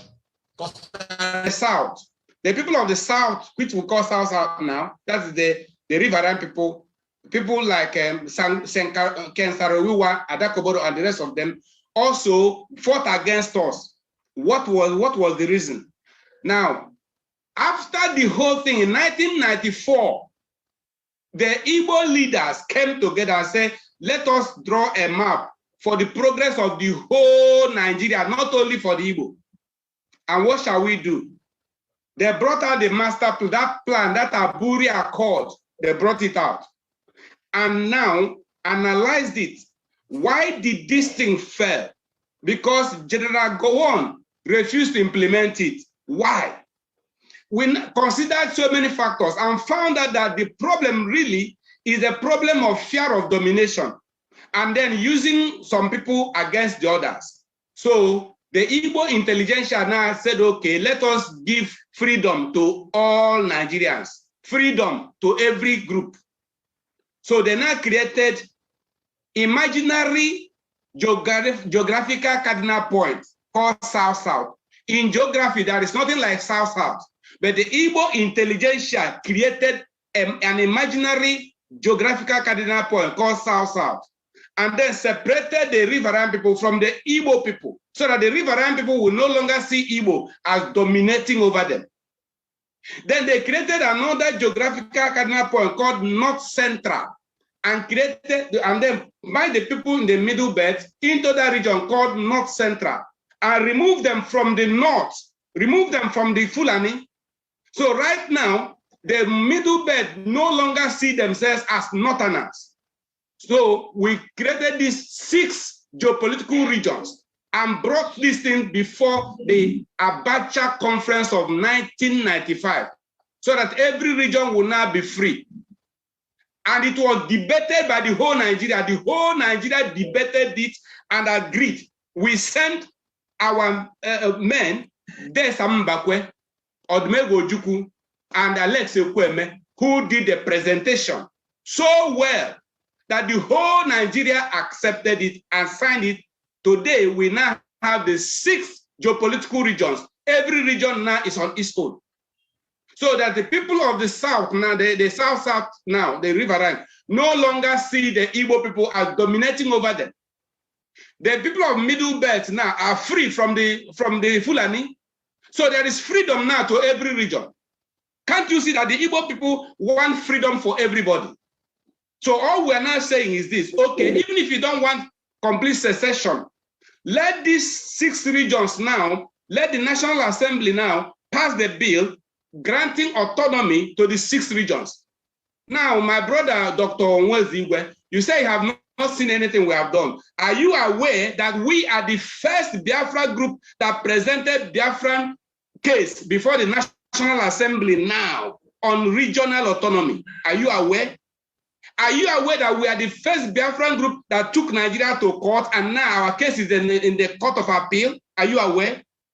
Are you aware that we are the first Biafra group that had diplomatic relations with British government, and we sat down and discussed with British government, and even this Boris Johnson was the one who signed our paper accepting the restructuring you are hearing about today? So what we are saying is this: the Igbo intelligentsia, the Igbo leaders are all in support of freedom. But the freedom is the type of freedom we agreed in 1995. That master plan is what we are going with now. And that is exactly what is going to happen now. Because few times, you know, wait a minute. Do you know that before Nigeria was saying that they will never agree to restructuring? Why did they turn around now to agree? Because when this thing was happening, in fact, we had to make a move to the British government to sit down with the British government to discuss with them. Let me tell you, all of you are Igbo people. Before you can do anything about Nigeria, you must sit down and discuss it with the world powers. You must sit down and discuss with Britain, discuss with France. In fact, right now, China is getting more interested in Nigeria now. There are 5 powers that rule over the world. So let us forget about unnecessary emotionalism and sentimentalism and working without knowledge. Thank you. Let's hear from sit down and discuss with them. Now, eventually, Nigeria has agreed to restructure. You know that. Thank you. Well, let's hear from Nwaezeigwe, please, and then we hear from Dr. Nwaezeigwe and Mr. Madu. Nwaezeigwe, please. Thank you, Dan. It has been quite a very interesting discussion today. My comment will go like this, because there might be some young people watching this program and getting all confused with the discussion, especially with what transpired with Mazi Nnamdi Kanu and the rest of it. So what I wanted to say is that there is absolutely nothing as Biafra, nothing in existence that has any tangible consequence as Biafra. That is beside the point. Now, most of this Biafran franchise, as some people might put it, are simply, I mean, what should I call them? They're non-existent. They don't know what they're doing. They're just,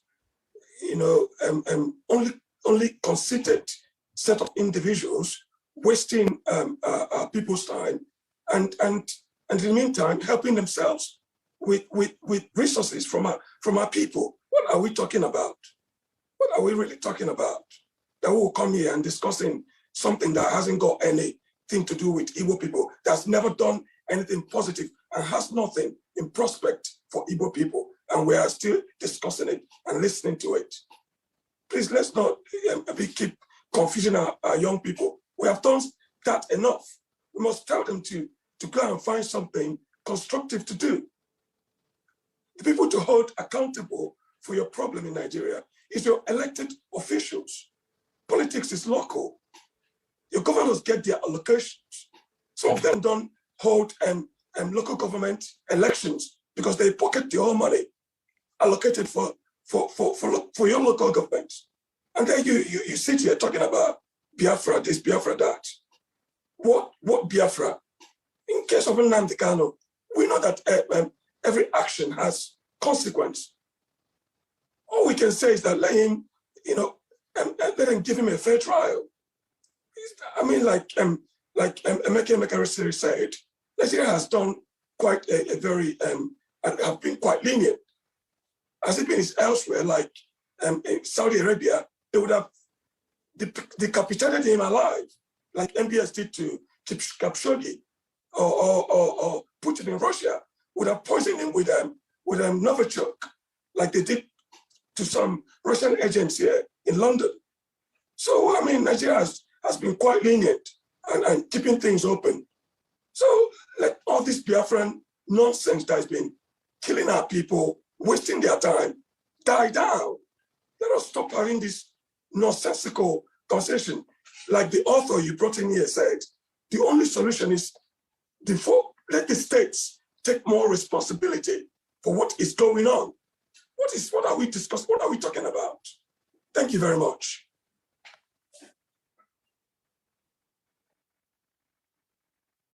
Thank you very much. Mr. Madu, let me put this question to you because Mr. Okoye made a point here, which I must confess, I have had some other people also voice it out.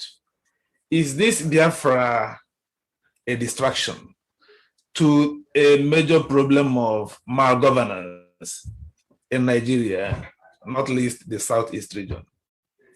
How do you respond to what Nwaezeigwe have just said? Is Mr. Madu still with us? Yes, Mr. Chinenye, we'll hear with you in a while. Please allow me to hear from Comrade Madu. I don't know why you continue to mute yourself after your presentation, and then I'll start looking for you, sir. Are you still with us? MASSOB leader, Mr. Uche Madu, are you still with us?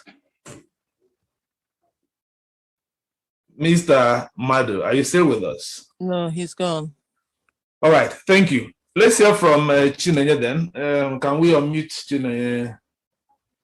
What's the full name again? Chinenye Nwogu. Chinenye, not build the industrial base you are postulating without a strong energy sector. And now, if you listen to our author, Mr. Onoma, he is saying, and even almost every other contributor, Mr. Emekesiri and Mr. Madu, our contributors, have pointed out that the way the federation is structured makes it almost impossible for any state to develop. For instance, our constitution says a state can generate power, but cannot transmit power. And now the federal government, who has the sole responsibility for generation and transmission of power, have proved so ineffective, so incompetent in giving us 24-hour energy supply. How can we build the type of industrial base you postulate without power? Secondly, the constitution we operate gives the federal government the sole responsibility of the waterways, seaports, railways, energy. How can an Igbo nation thrive where the importer you want can only import from Lagos? Why should I be made to stop first of all in Lagos before going to Nnewi, my hometown? That's another question. So you cannot operate international airport without FGN. You cannot operate a seaport, no railway, no energy. How then can the Igbo nation build the industrial base we envisage within the Nigeria polity? 1 minute before we go on. First is that what I will advise that the new power sector reforms that has tried to unbundle the power sector, we need to look at what it provides for. For example, geometric, in the few weeks today, geometric power will come alive. I'll tell you for free that no matter what that bill you talk about provides for, the Constitution is supreme. The Constitution says you can generate power, but you cannot transmit power. And it has not been amended to my knowledge. Let's go. I'm involved in the development of Enyimba Economic City. Wow. We don't miss our major issue here. Signed by the president. We have access to seaport. We're already working with the Nigerian Railways. We already have access to the seaports. Geometric is coming back to stream to power the economic zone. And we have already done power purchase agreements. Geometric have been funded by a multinational finance development institution. You understand?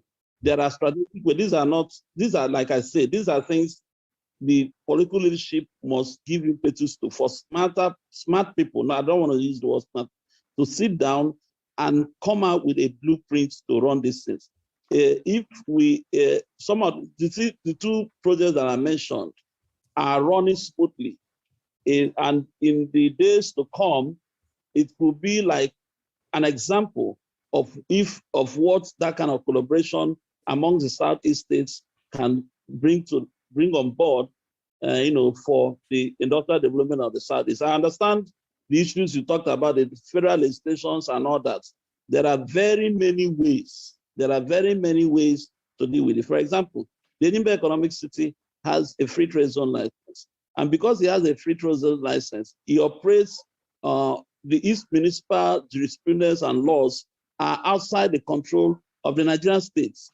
You understand? I thank you. Let me assure you that I don't mean to disparage you or disparage your point, but I'm only Thank you very much. You made a beautiful presentation. So based on what you have said, Mr. Mwogo, thank you very much. I wish you would stay behind. At the end of this discussion, we normally have an informal talk that is not recorded or streamed live, where some of these issues you raised will be discussed, if you kindly stay till then. But first, let me pick what you've just said. Please, gentlemen, based on what we have heard from Mr. Mwogo point out here, should we now say that the struggle for a political Biafra is a distraction? Can someone address us on this topic? If Mrs. Josephine Aneni is still here, please, I would like you to talk. Who do you want to start? First of all, if the Mrs. Josephine Aneni is here, she has reached the top. So, and if she's not minded, I wouldn't hold it against her. She did on a platform before, but otherwise, I will go back to. Okay, let's start from Mr. Emekesiri now. Whether the struggle for Biafra is a distraction. Yeah, the struggle for a political Biafra, because let me interpret what Mr. Mwogo has said. Mr. Mwogo is advancing for an economic Biafra. Let me put it this way. Okay. Therefore, is the agitation for a political Biafra, is it a distraction? Okay, that's a very good question. Now, the first thing you have to understand that he who holds power controls the economy. In fact, the Northerners have a saying, equal, yafikudi.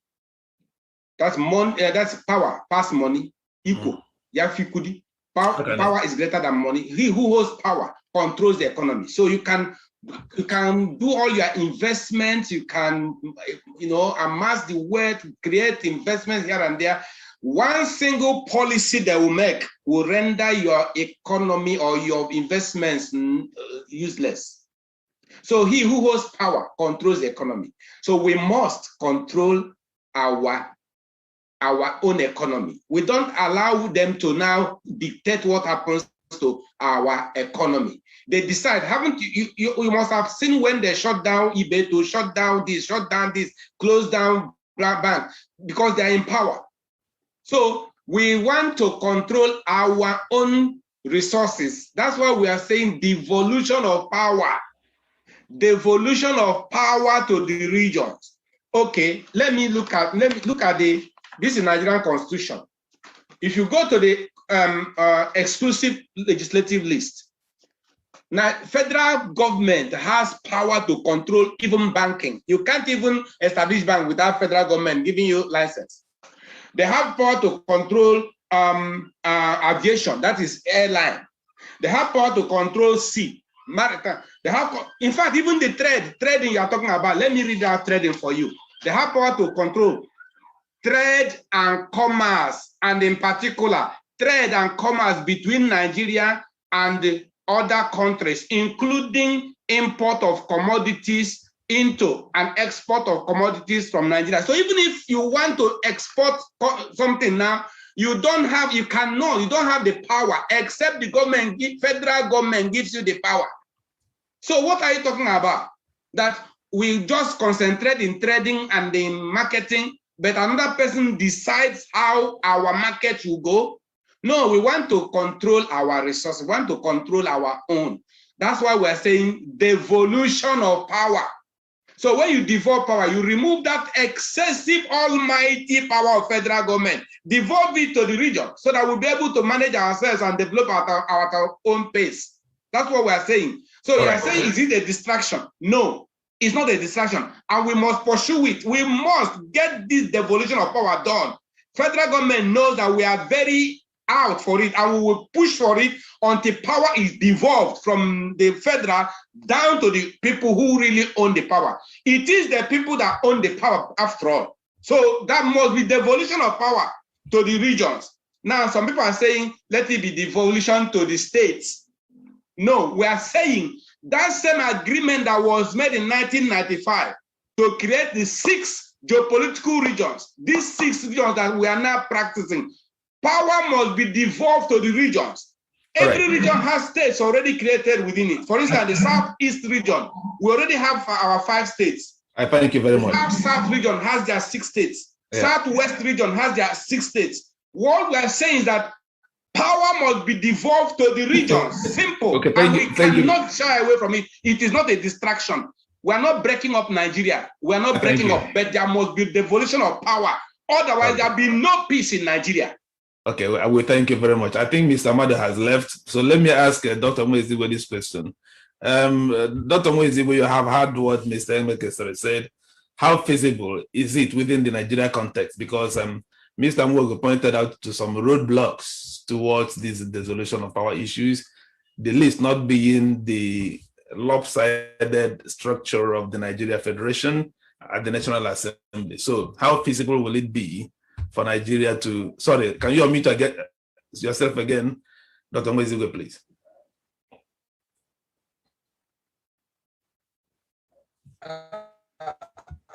The point is that the feasibility is very, very dicey.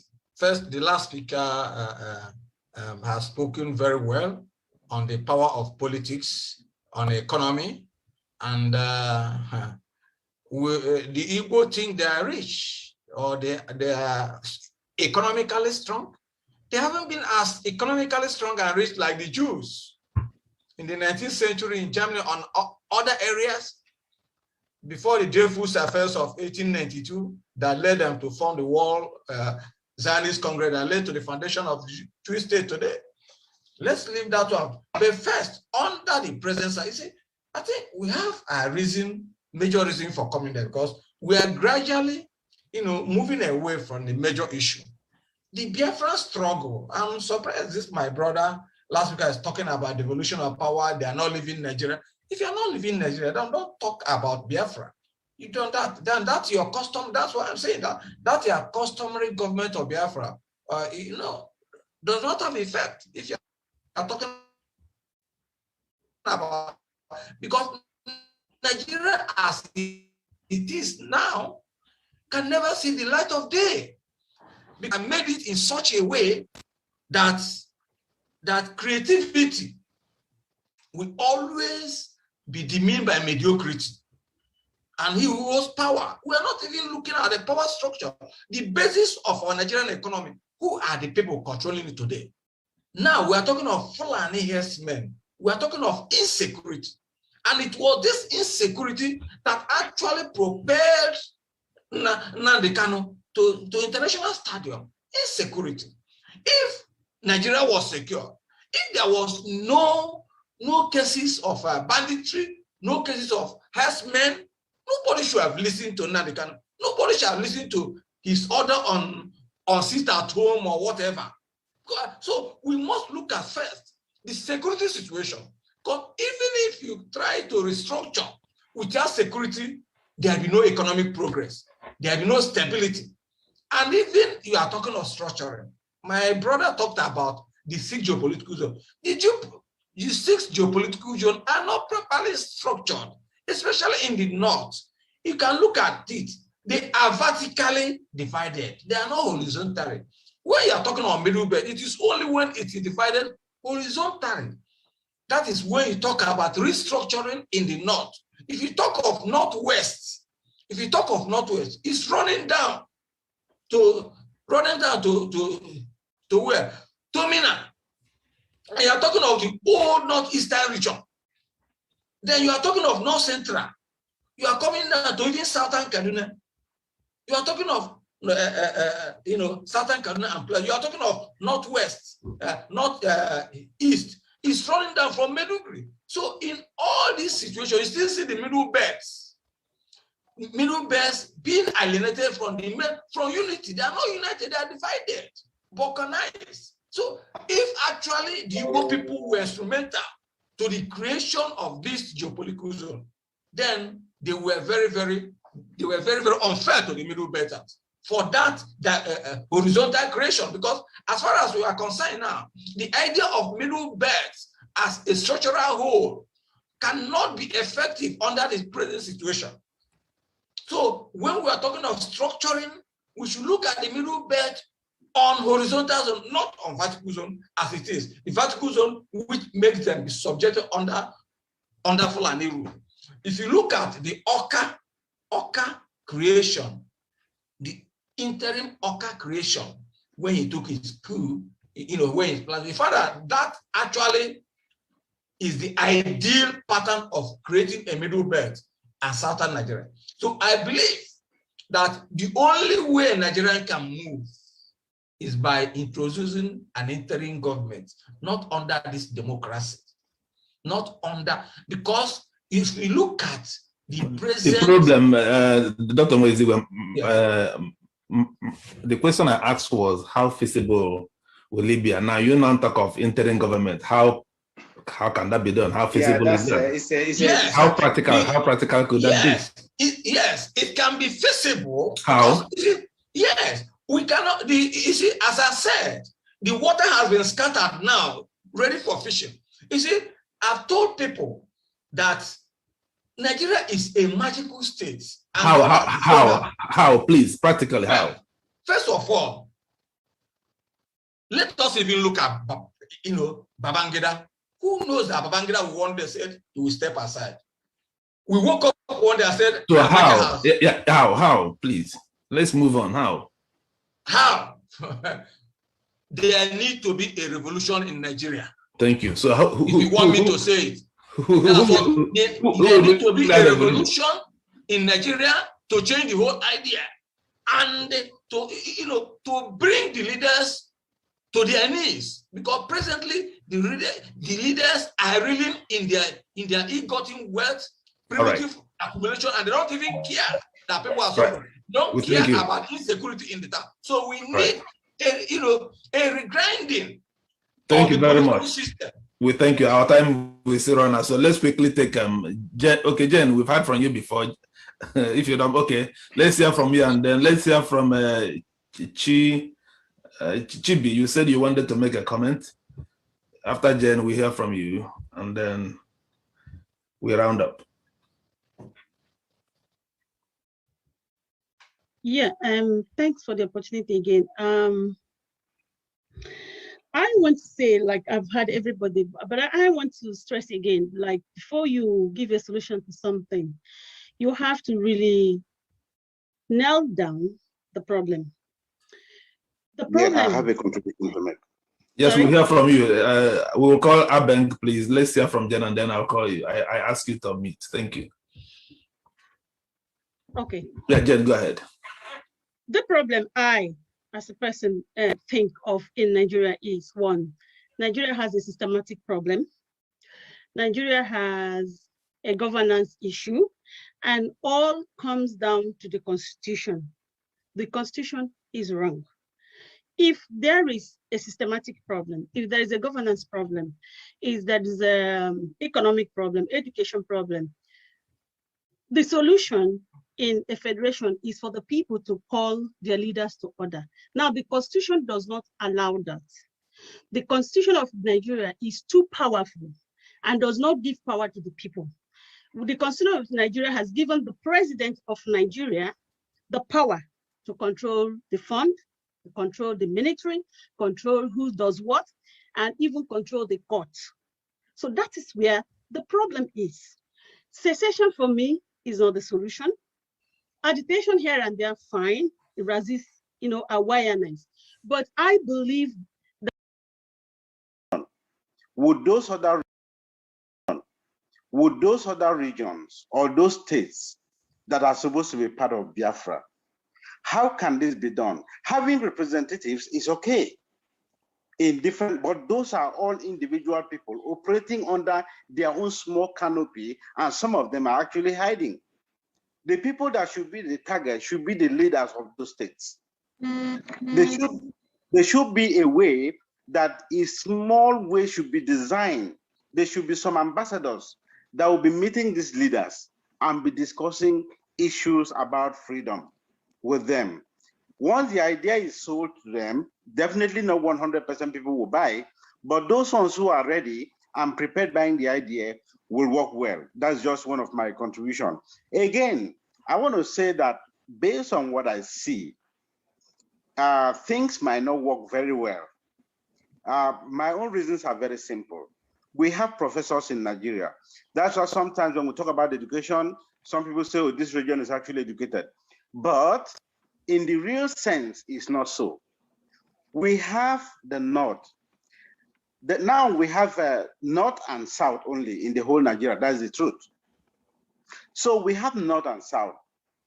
The northern part, eastern north, northeast, is designed all the way down, having boundary with Cross River State and Ebonyi State, and part of Enugu State. North Central is designed all the way from the north, having boundary with part of Enugu State, having boundary with Anambra State, having boundary with Delta State. If you go to the other side, you will discover that it's the same thing that happened.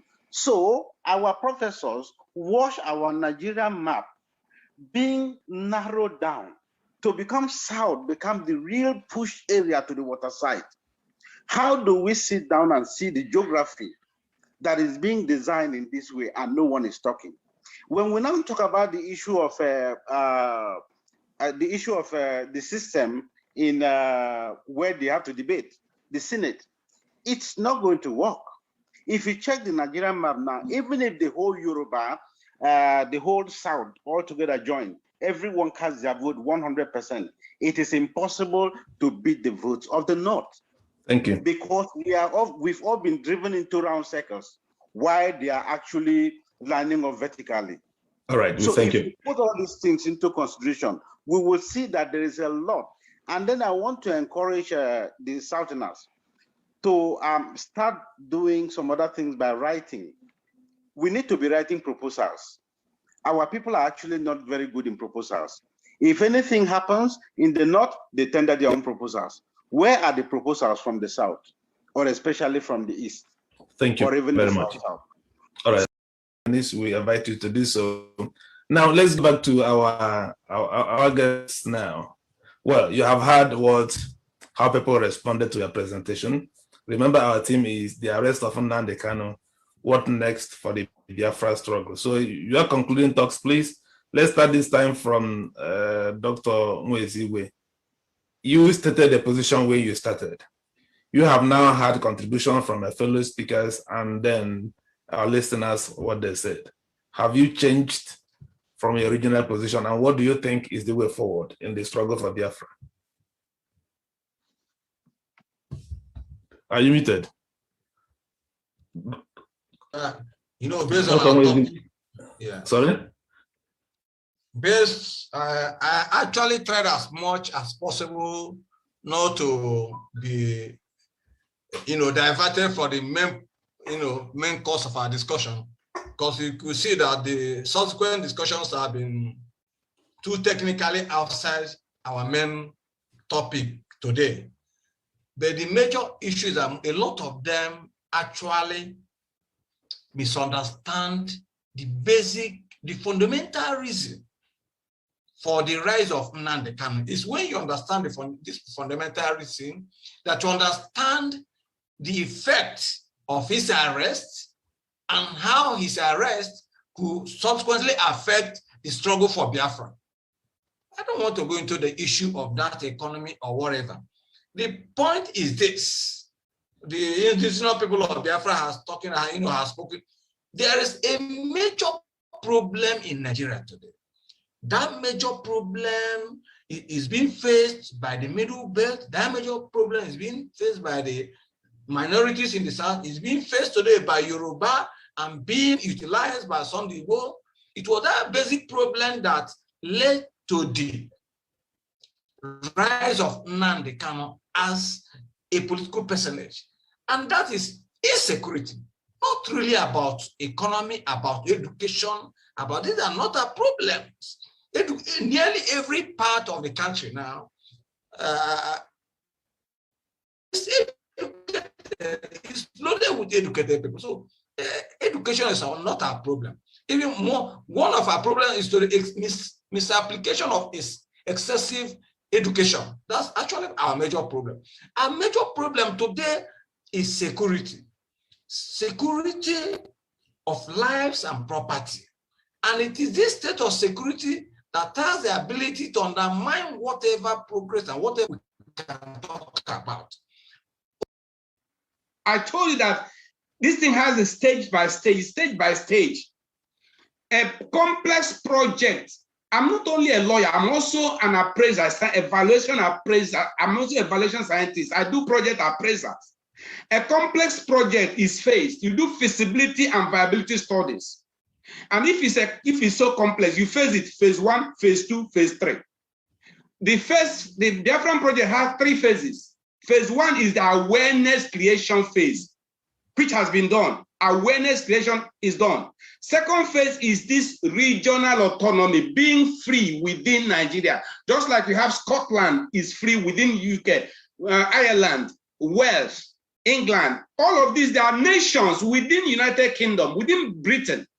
So we want to be free to govern ourselves and develop at our own pace and have our own law, our regional government law, regional constitution. Thank you.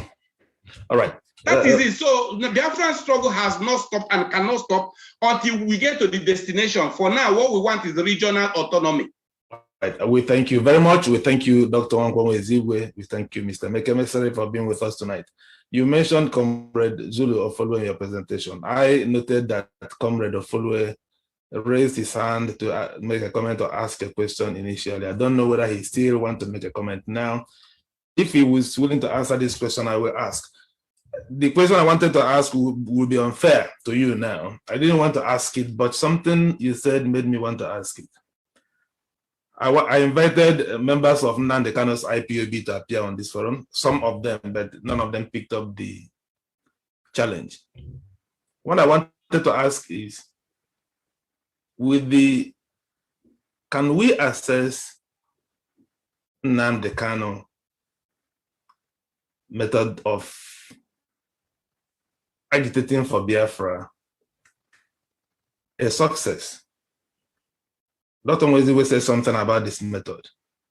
Now that he is incarcerated, will his members now change tack and adopt a different methodology? If they have been here, I would have asked that question. But if you're advising them, what will you tell them? Will you be willing to comment at this point, or do I go back to our guests? Yes, I think I can. Ofule can answer it. Yes, Ofule, please. I can say something on that. Yes. I think Nnamdi Kanu tends to have a problem with his methodology. Like Emekesiri said earlier, it was discovered early enough by the elders that Nnamdi was a wonderful person with regards to public sensitization, with regards to sensitizing Biafrans and making Biafrans aware of what the struggle is, just in line with what the MASSOB leader said earlier, that it's actually about building the consciousness of Biafrans and getting the world to know about Biafra. And that was the reason why they made him director of the media, of the Biafran media. But if you watch very carefully, apart from those who are emotionally attached to him, because we must be very careful about emotional attachment to the struggle. Apart from those who are emotionally attached, if you look critically at the methodology, then you ask yourself, what next? And many people have asked this question, what next? Like Emeka said earlier, the Biafran struggle from the customary government perspective are in 3 stages. And he has made it very clear what the 3 stages are. And if we look at the documents with which the struggle is being executed by our own organization, you will discover the ingredients in each of those 3 stages. But then when you follow the Nnamdi's perspective, you discover continuous public awareness. And sometimes when you get to the apex or to the zenith of the public awareness, it begins to have a depression, a diminishing return. We begin to have a situation whereby we have divisiveness among ourselves. We demonize most of our elders. We demonize almost all our leaders. We make it impossible for us to work together with any of them, with both those who have worked against the Biafran struggle, those who simply ask questions. For instance, the former, somebody asked me a few days ago what I think about Nnamdi being in prison and what's going to happen about his organization. And I asked the person, okay, let's take that IPOB under Nnamdi is an army. Who are the generals? Because in a war situation, you have the commander-in-chief, you have the generals, you have the other officers, majors, captains, lieutenants, then you have the foot soldiers. So when you go beyond the soldiers? Who are the generals? Who are the planners? Why is it that Nnamdi was in prison for nearly 2 weeks and his members weren't even aware of where he was? Now that Nnamdi is incarcerated, who are the people speaking? Who does the world know as the leader of IPOB in Nnamdi's absence? Uche Mefor was playing that role.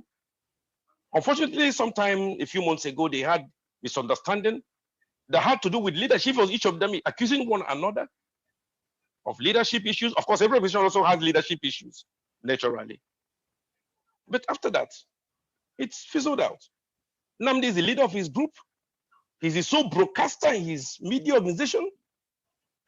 Who are those people trained to take up the struggle? Where are the documents of the struggle? Where are the templates? Where are the roadmaps? And that is the reason why, like somebody said earlier, there need to be harmony among all the Biafran groups. Each of them has something to offer. Each of the groups have something here and there to offer. But each of them must respect one another and be able to accept what the other person have to give. If Nnamdi assumes the position, like some of these followers call him supreme leader, I think this is uncalled for at this stage of the struggle. Nobody needs to be a supreme leader. You don't have a supreme leader in a democracy. And the Biafra being built up is a democratic Biafra, not a dictatorship. Because you have supreme leaders only when you have dictatorship. So if the members, if Nnamdi himself and other people who believe in him could begin to come down, like some of the steps that have been taken by the customary government, like submission, attempts to have a regional self-governing autonomy. They are all over the world. All the groups that are agitating for self-determination, most of them have got self-governance. Most of them have got regional autonomy. In Nigeria, how will this regional autonomy work when Mr. Onoma, I don't know when we were here, when he was talking about his book, We Are All Biafrans, in that book. So he said the problem about returning to the 1966 region. So when you talk about regional autonomy, what does it actually entail? Well, in practical terms. Yeah, you know, one of the issues that have been discussed, even I think Onoma also mentioned that when he was speaking, is the issue of determining who belongs to where. The issue of the fear of domination. Currently, we are talking about Fulani political domination. And somebody mentioned about the South people being scared of being dominated by the Igbos. And that is the reason why many people have asked for a democratic way of determining where whom belongs to and who wants to have what. There must be the plebiscite. There must be a vote. People have to choose and people have to negotiate. People have to discuss. For instance, even if you're going to have secession today, the kind of Biafra we had during the 1967 to 1970, which was declared based on the realities of that period, based on the problems of that period by Odumegwu, compelled by the parliament of the Eastern region, by the elders of the Eastern region. We cannot really have that kind of Biafra now. People have to sit down together and discuss and agree to live together. Thank you. Yes. All right, we thank you very much. That is so much we can take today. Tomorrow, we will have another discussion like this by 8 p.m. The topic tomorrow will be the arrest of Nnamdi Kanu and securing peace in the Southeast region. We're having two other guests, a scholar and an activist. So we will invite you again to be with us tomorrow, 8 p.m. to discuss that aspect of the problem. Meanwhile, we thank you, Mr. Emekesiri, for making our time from a busy schedule to be with us. We say thank you very much. Thank you. And we thank you, Dr. Nwaezeigwe, the scholar and historian, for being with us tonight. Thank you very much. Thank you, Chief Elomba. I don't know whether Mr. Uche Madu has come back or whether his network has disappointed him. So thank you, guys. And then we move on to the next discussion. There is one discussion I would like to ask. We normally at this stage, we stop